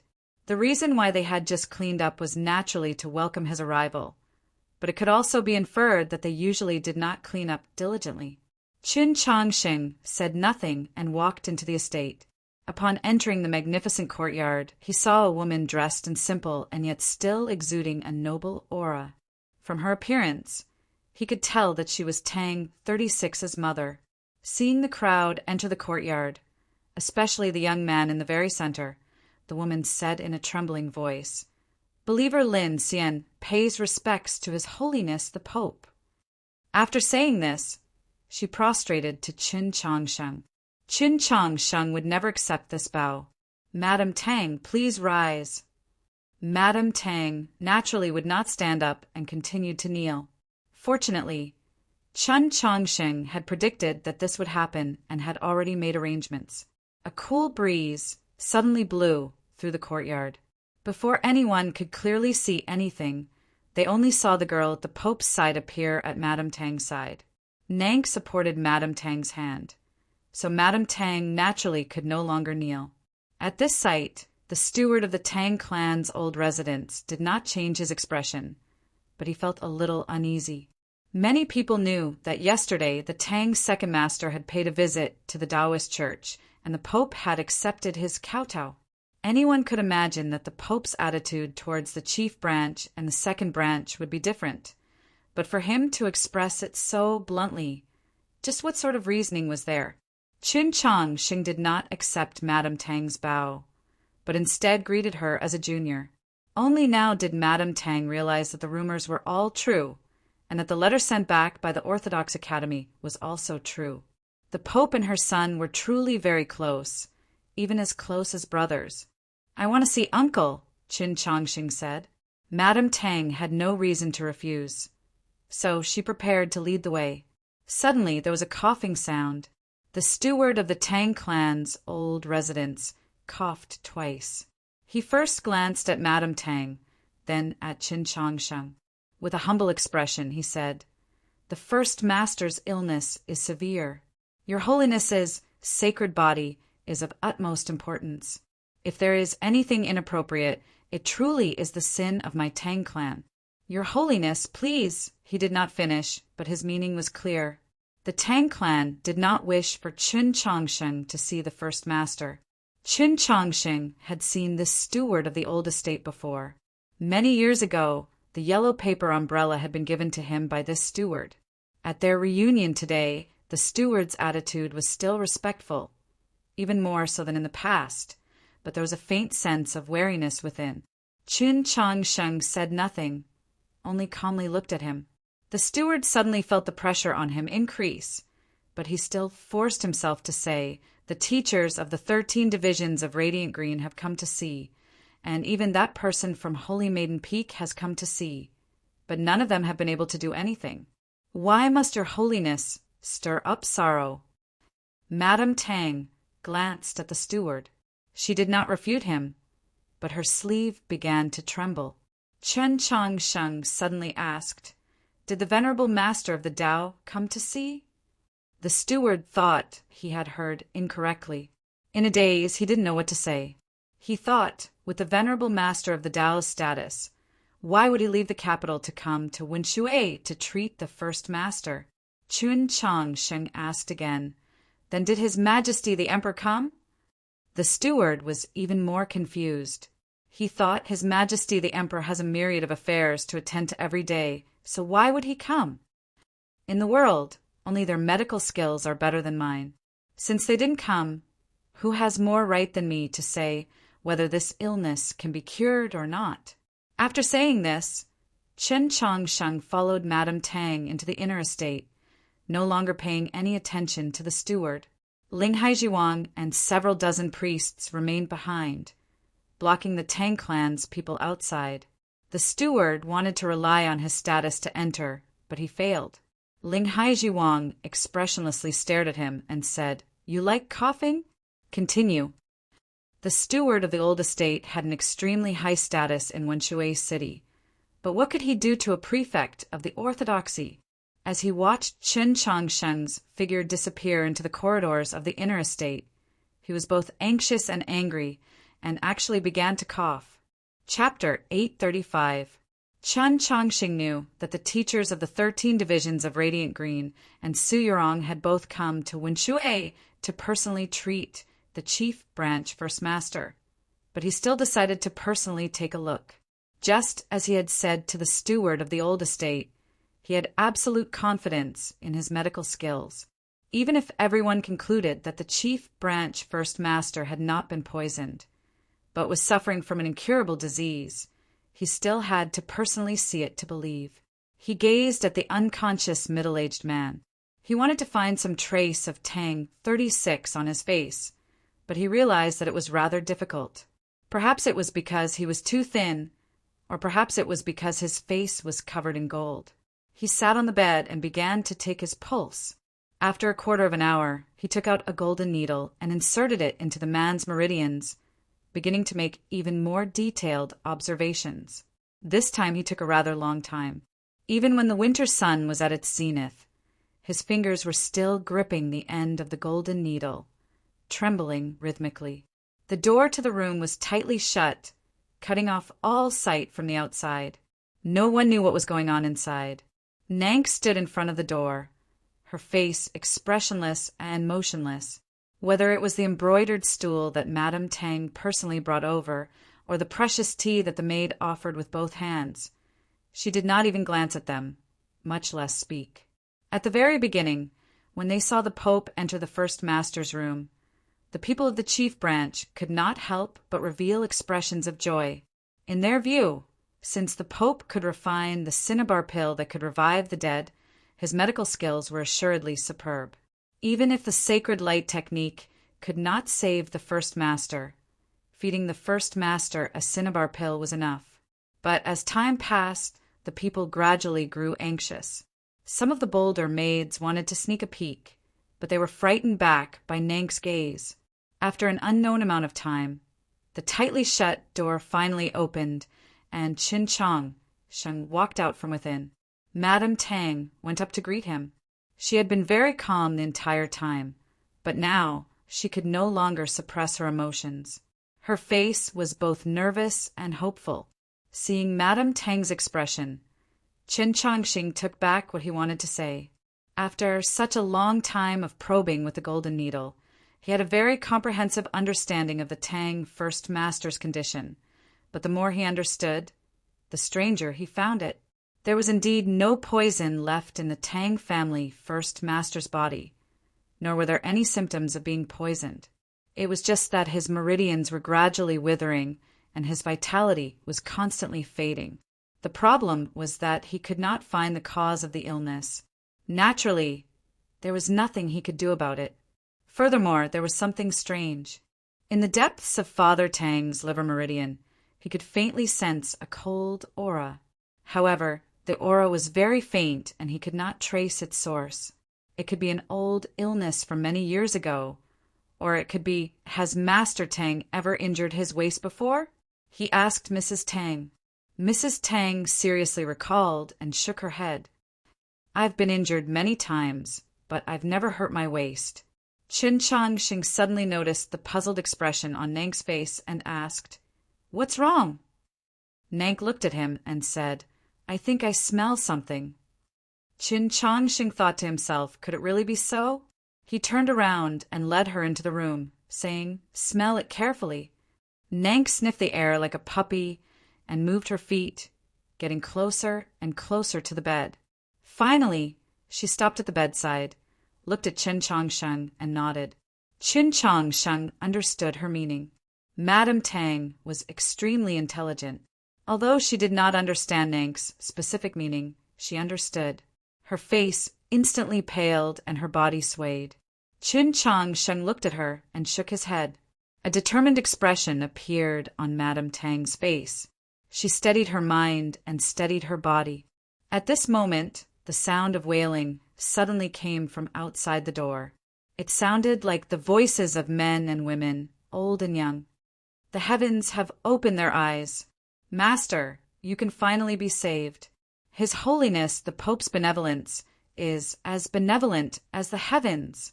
I, Husan, am willing to work like an ox or a horse for His Holiness. Master, hurry up and wake up. Hearing these voices, the maids of the inner residence revealed expressions of disdain. The housekeepers were even more enraged. If not for the fact that the Pope was present, they would probably have cursed out loud. They hatefully said, "These shameless people aren't really concerned about the Master. They're just afraid that the Master will be saved by His Holiness and then deal with them." Qin Changsheng had grown up in a Taoist temple, so he had never seen the dangers of a noble clan's old estate. He couldn't help but stare blankly. In this half-year, Tang, our husband, praying for father in the ancestral hall, and I was also in a rush to treat the Master's illness. It was unavoidable that I neglected the servants and disturbed His Holiness. "This is truly disrespectful," Madame Tang said apologetically, and invited him to the study in the next room to rest. The study was very quiet. The distant and emotionless wailing could not be heard. Besides Madame Tang and him, only Nank followed him in. Without outsiders present, Madame Tang finally revealed her true emotions. Her eyes slightly red, she said, "I thank His Holiness for his benevolence, and I ask that Your Holiness save the Master's life. The Tang clan's property can be given to the second branch. I only hope that the Master can live and that Tang, can be released." Qin Changsheng replied, "Be at ease. Everything is for the safety of the Master and Tang." Madame Tang looked into his eyes and confirmed that he was speaking the truth. Only then did she truly relax. "Today, perhaps I will have to borrow His Holiness's divine might like the sea." Qin Changsheng understood her meaning and said, "Madam, please feel free to use it." By the time he returned to the Taoist church, it was almost dusk. The setting sun shone on the Wenshui River, and Qin Changsheng once more went to the shore. The grass in the back garden had already been repaired, leaving no trace of last night's assassination attempt. Archbishop En Lin, Guan Feibai, and the others followed closely at his side, unwilling to see a repeat of last night's situation. In a short while, Ling Haijiwang returned, bringing with him the latest news. Madame Tang, in the name of offending the Pope, had 3 second-class stewards and 10 servants beaten to death and 7 or 8 maids driven away. During the execution, Ling Haijiwang had stood on the side and said nothing, so no one dared to speak. The steward of the Tang clan's old estate had an extremely nasty expression, but in the end he still maintained his silence. After hearing what had happened in the Tang clan's main branch, Guan Feibai felt very depressed. Just like Go Hanshi and the majority of the Mount Li Sword sect disciples, he had come from a poor background. Other than his eldest brother, he had a natural aversion to all the descendants of the great clans. Thus, at the Ivy Festival in the capital, he had disliked Tang 36's conduct. He had not imagined that the poor had their own hardships, and the great clans also had their own hardships. Moreover, it was even darker, and the relationship between family members was even more cruel and merciless. If the Tang First Master really did die of illness, and Tang 36 was imprisoned in the ancestral hall, just how difficult would Madame Tang's widowed life be? "I have to think of a way to get that fellow out as quickly as possible," he said to Qin Changsheng. Qin Changsheng thought a little more. Besides rescuing Tang 36 from the ancestral hall, he also had some progress on the Tang First Master's illness. But to resolve these 2 matters, he still needed to see the Tang clan's attitude. He said to the Archbishop of Wenshui, "Make arrangements. I want to see the Tang Old Master tomorrow." Chapter 836. P.S. Today's update, as well as pulling in votes for the starting point 515 Fan Festival. Each person has 8 votes, and each vote will also give some coins. I beg for everyone's support and praise. Just like how the Tianhai clan could never represent the Tianhai Divine Empress. In Chen Changxing's view, The Tang second master naturally could not represent the Tang clan. If he wanted to understand the Tang clan stance, he had to personally meet with the Tang old master. The bishop showed a rare expression of difficulty. Logically speaking, he truly should have come to visit Sir. But the Tang old master never sees guests unless he wants to see someone. Back then, the divine empress sent MOU to Wenshui to personally summon him to the capital, but the old master didn't even accept the decree. Chen Chongqing replied, "You misunderstand. I said that I would go to the old estate tomorrow to visit the Tang old master." The bishop was very shocked, thinking to himself, "You are the Pope. Even if you consider yourself a junior from the Tang clan's young master, there's no reason for you to go to the old estate. Isn't this a loss of status?" Ling Hai Jiwang's complexion was rather unsightly as he prepared to speak. Chen Chongsheng did not give them the chance. "Pass on the message. I'll wait for a reply." Only now did the crowd vaguely understand that the Pope wanted to use this matter to determine something. The bishop left to carry out the order. It didn't take long for the Tang clan's old estate to reply. Just as everyone expected, the Tang old master did not agree. The old estate gave the reason, a cold. Everyone knew that an important figure like the Tang old master could not possibly catch a cold. This was naturally an excuse. Of course, the Tang clan's old estate giving this excuse was already giving the Pope a great deal of face. If it were anyone else, even an important figure like Wu Qingbai or the Prince of Xiang, the Tang old master would not see them if he said so. There was no need for a reason.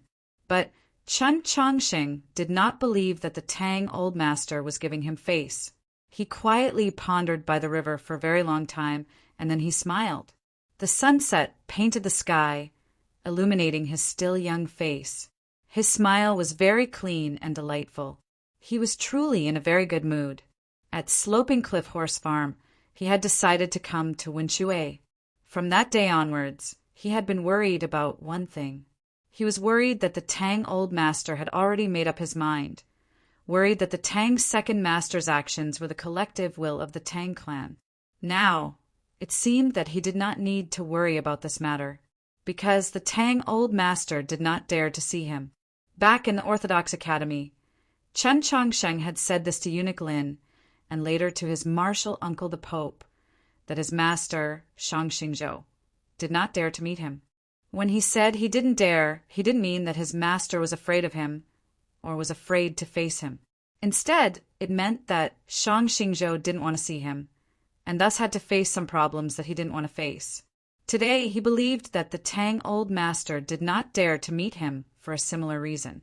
This did not mean that the Tang old master did not dare to face him, but that the Tang old master did not want to face a few of his questions, was not willing to be convinced by him. This also meant that the Tang old master was well aware that there was a chance that he could be convinced by Chen Chongqing. "Get ready. Tomorrow you will come with me to the old house." Chen Chongqing looked at the crowd and then said to Guan Fei Bai, "You are injured, so stay in the hall." Everyone was confused. Didn't the Tang family's old residents already reject his request? If the old master didn't want to see him, could it be that he was going to force his way in? The old master has caught a cold, so it is inconvenient for him to receive guests. Even if I am the Pope, it is still inconvenient. Chen Chongqing said, "But I happen to be a doctor too." Not even the Pope could force his way into the Tang family's old residence. Now that he had the identity of a doctor, would it make any difference? Even if this doctor was most skilled in treating colds, so what? In the end, it was still necessary to inform the Tang family first. On the same night, the Taoist church sent word to the Tang family's old residents that the Pope was preparing to visit the Tang old master tomorrow. It also clearly stated that the Pope was extremely concerned about the old master's health.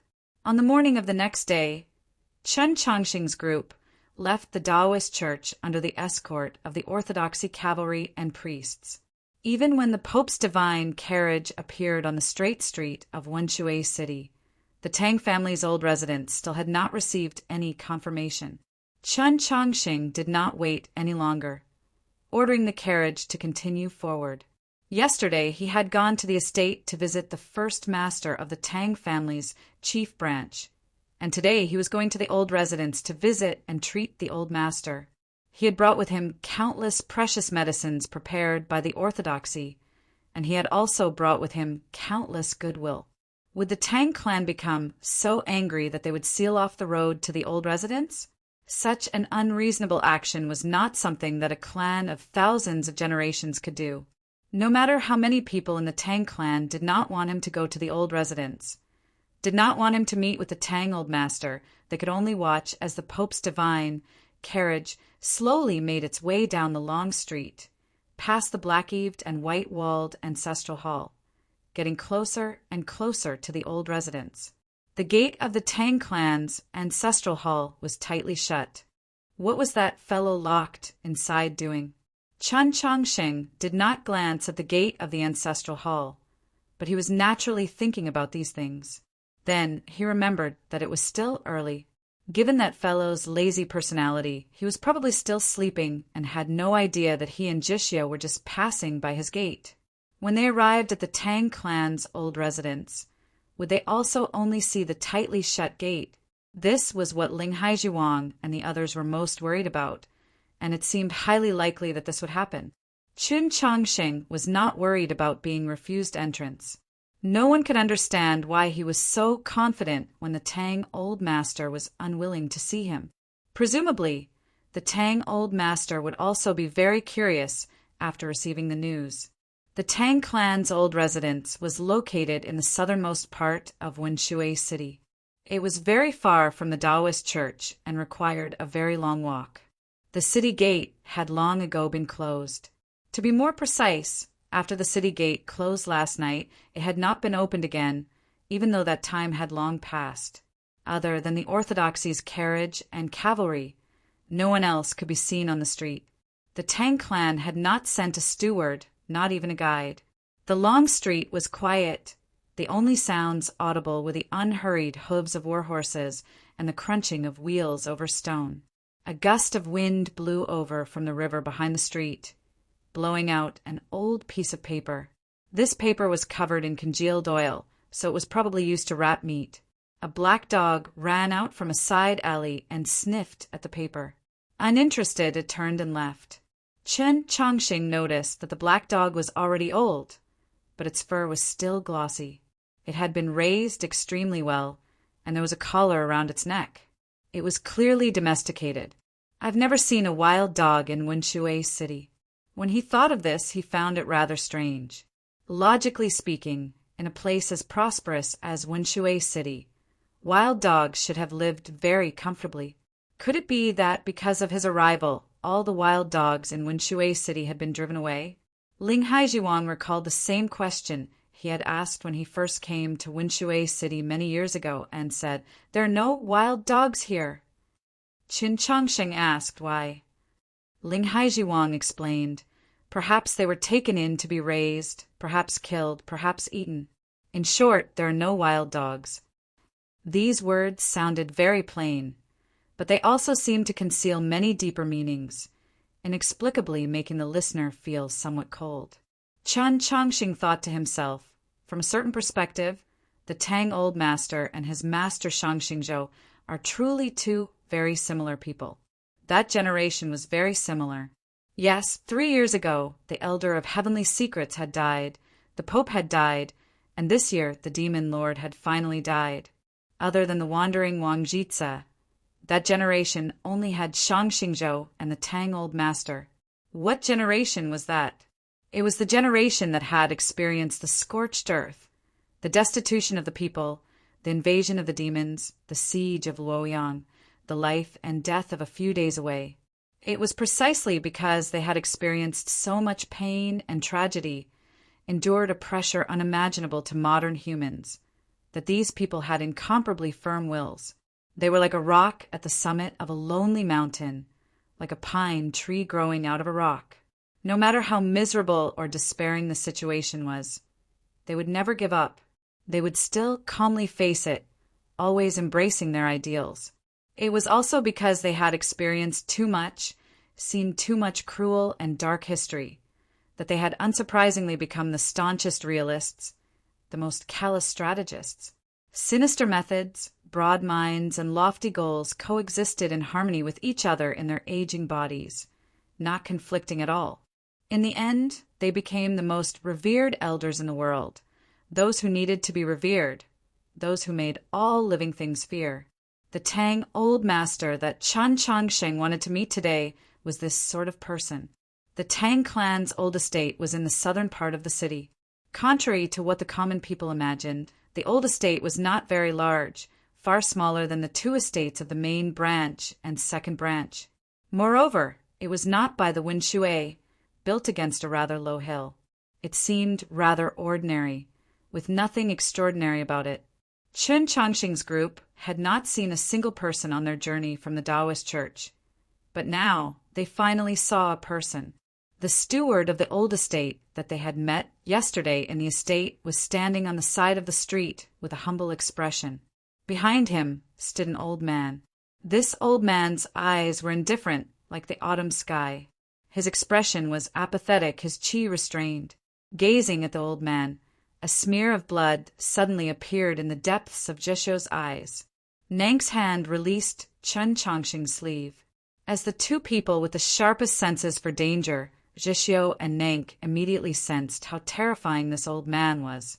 Ling Haijiwang's expression turned abnormally solemn as he sternly said, "Half a step from the divine!"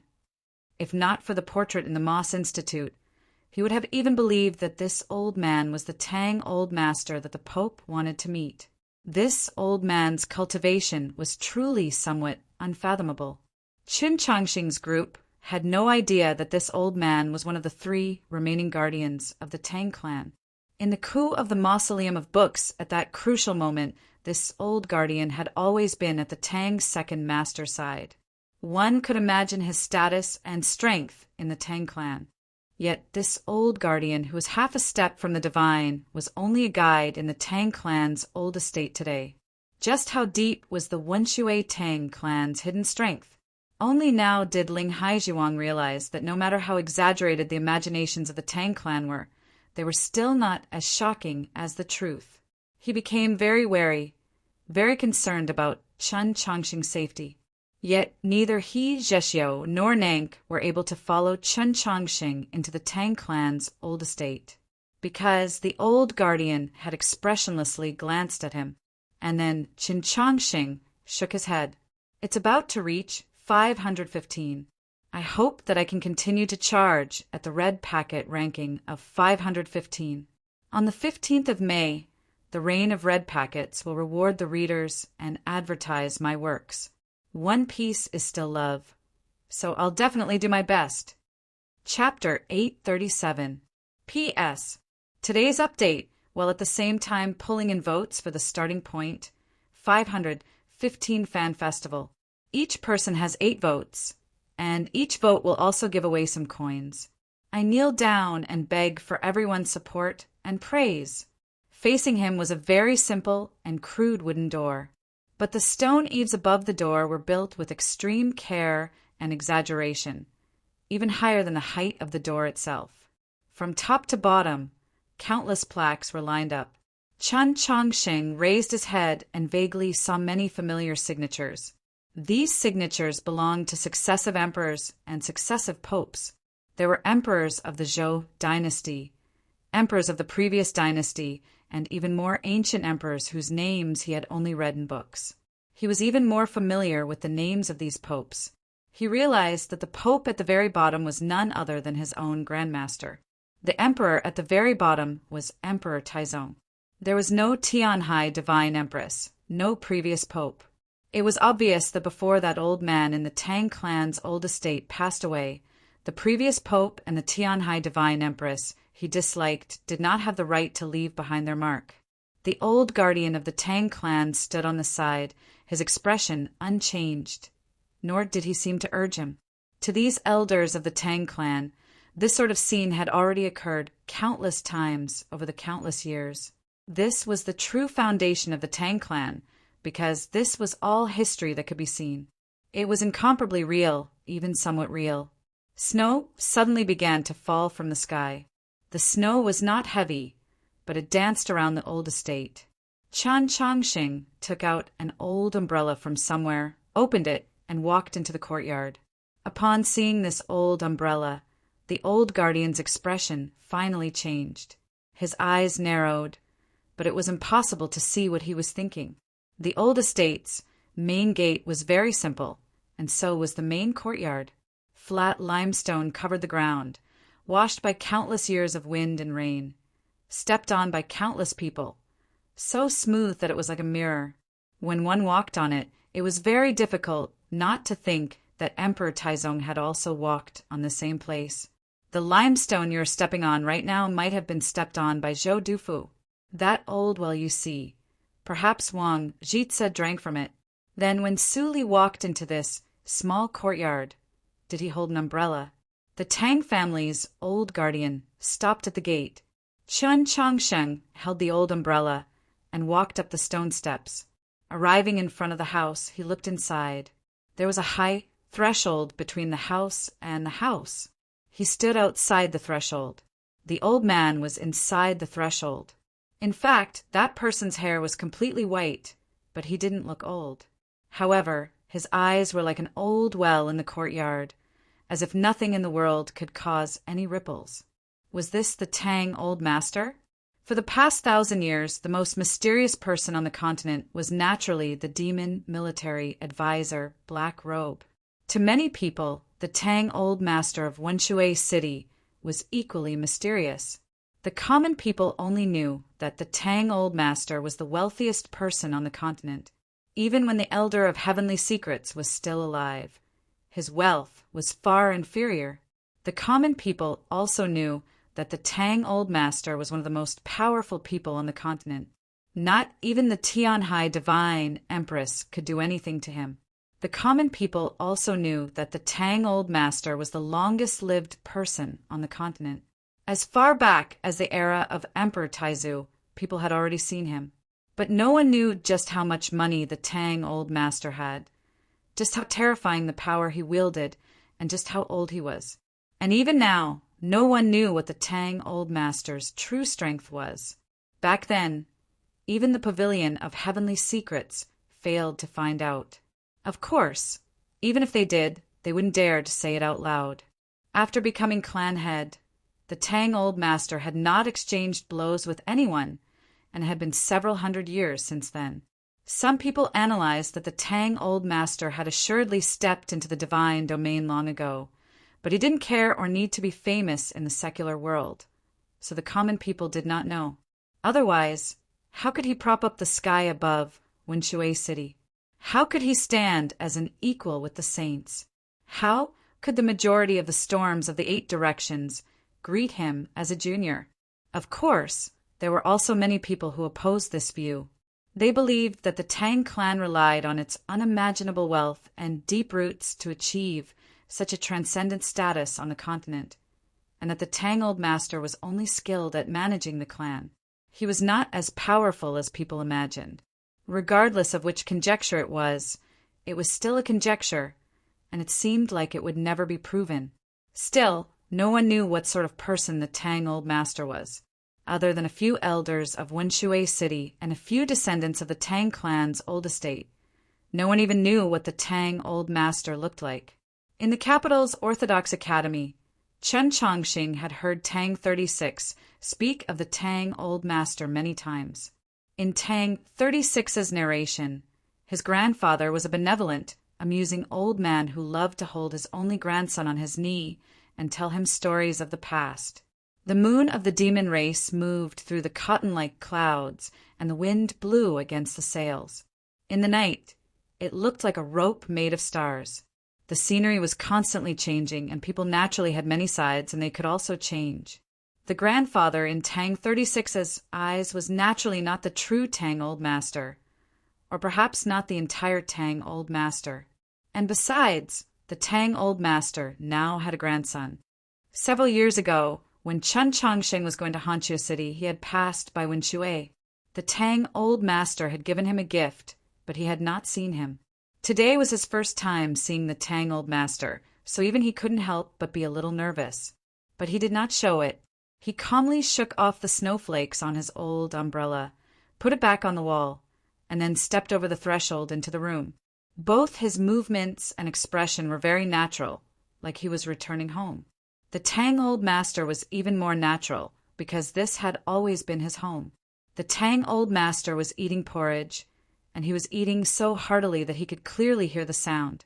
Besides the bowl of porridge, there were also several small dishes on the table, all of them very ordinary.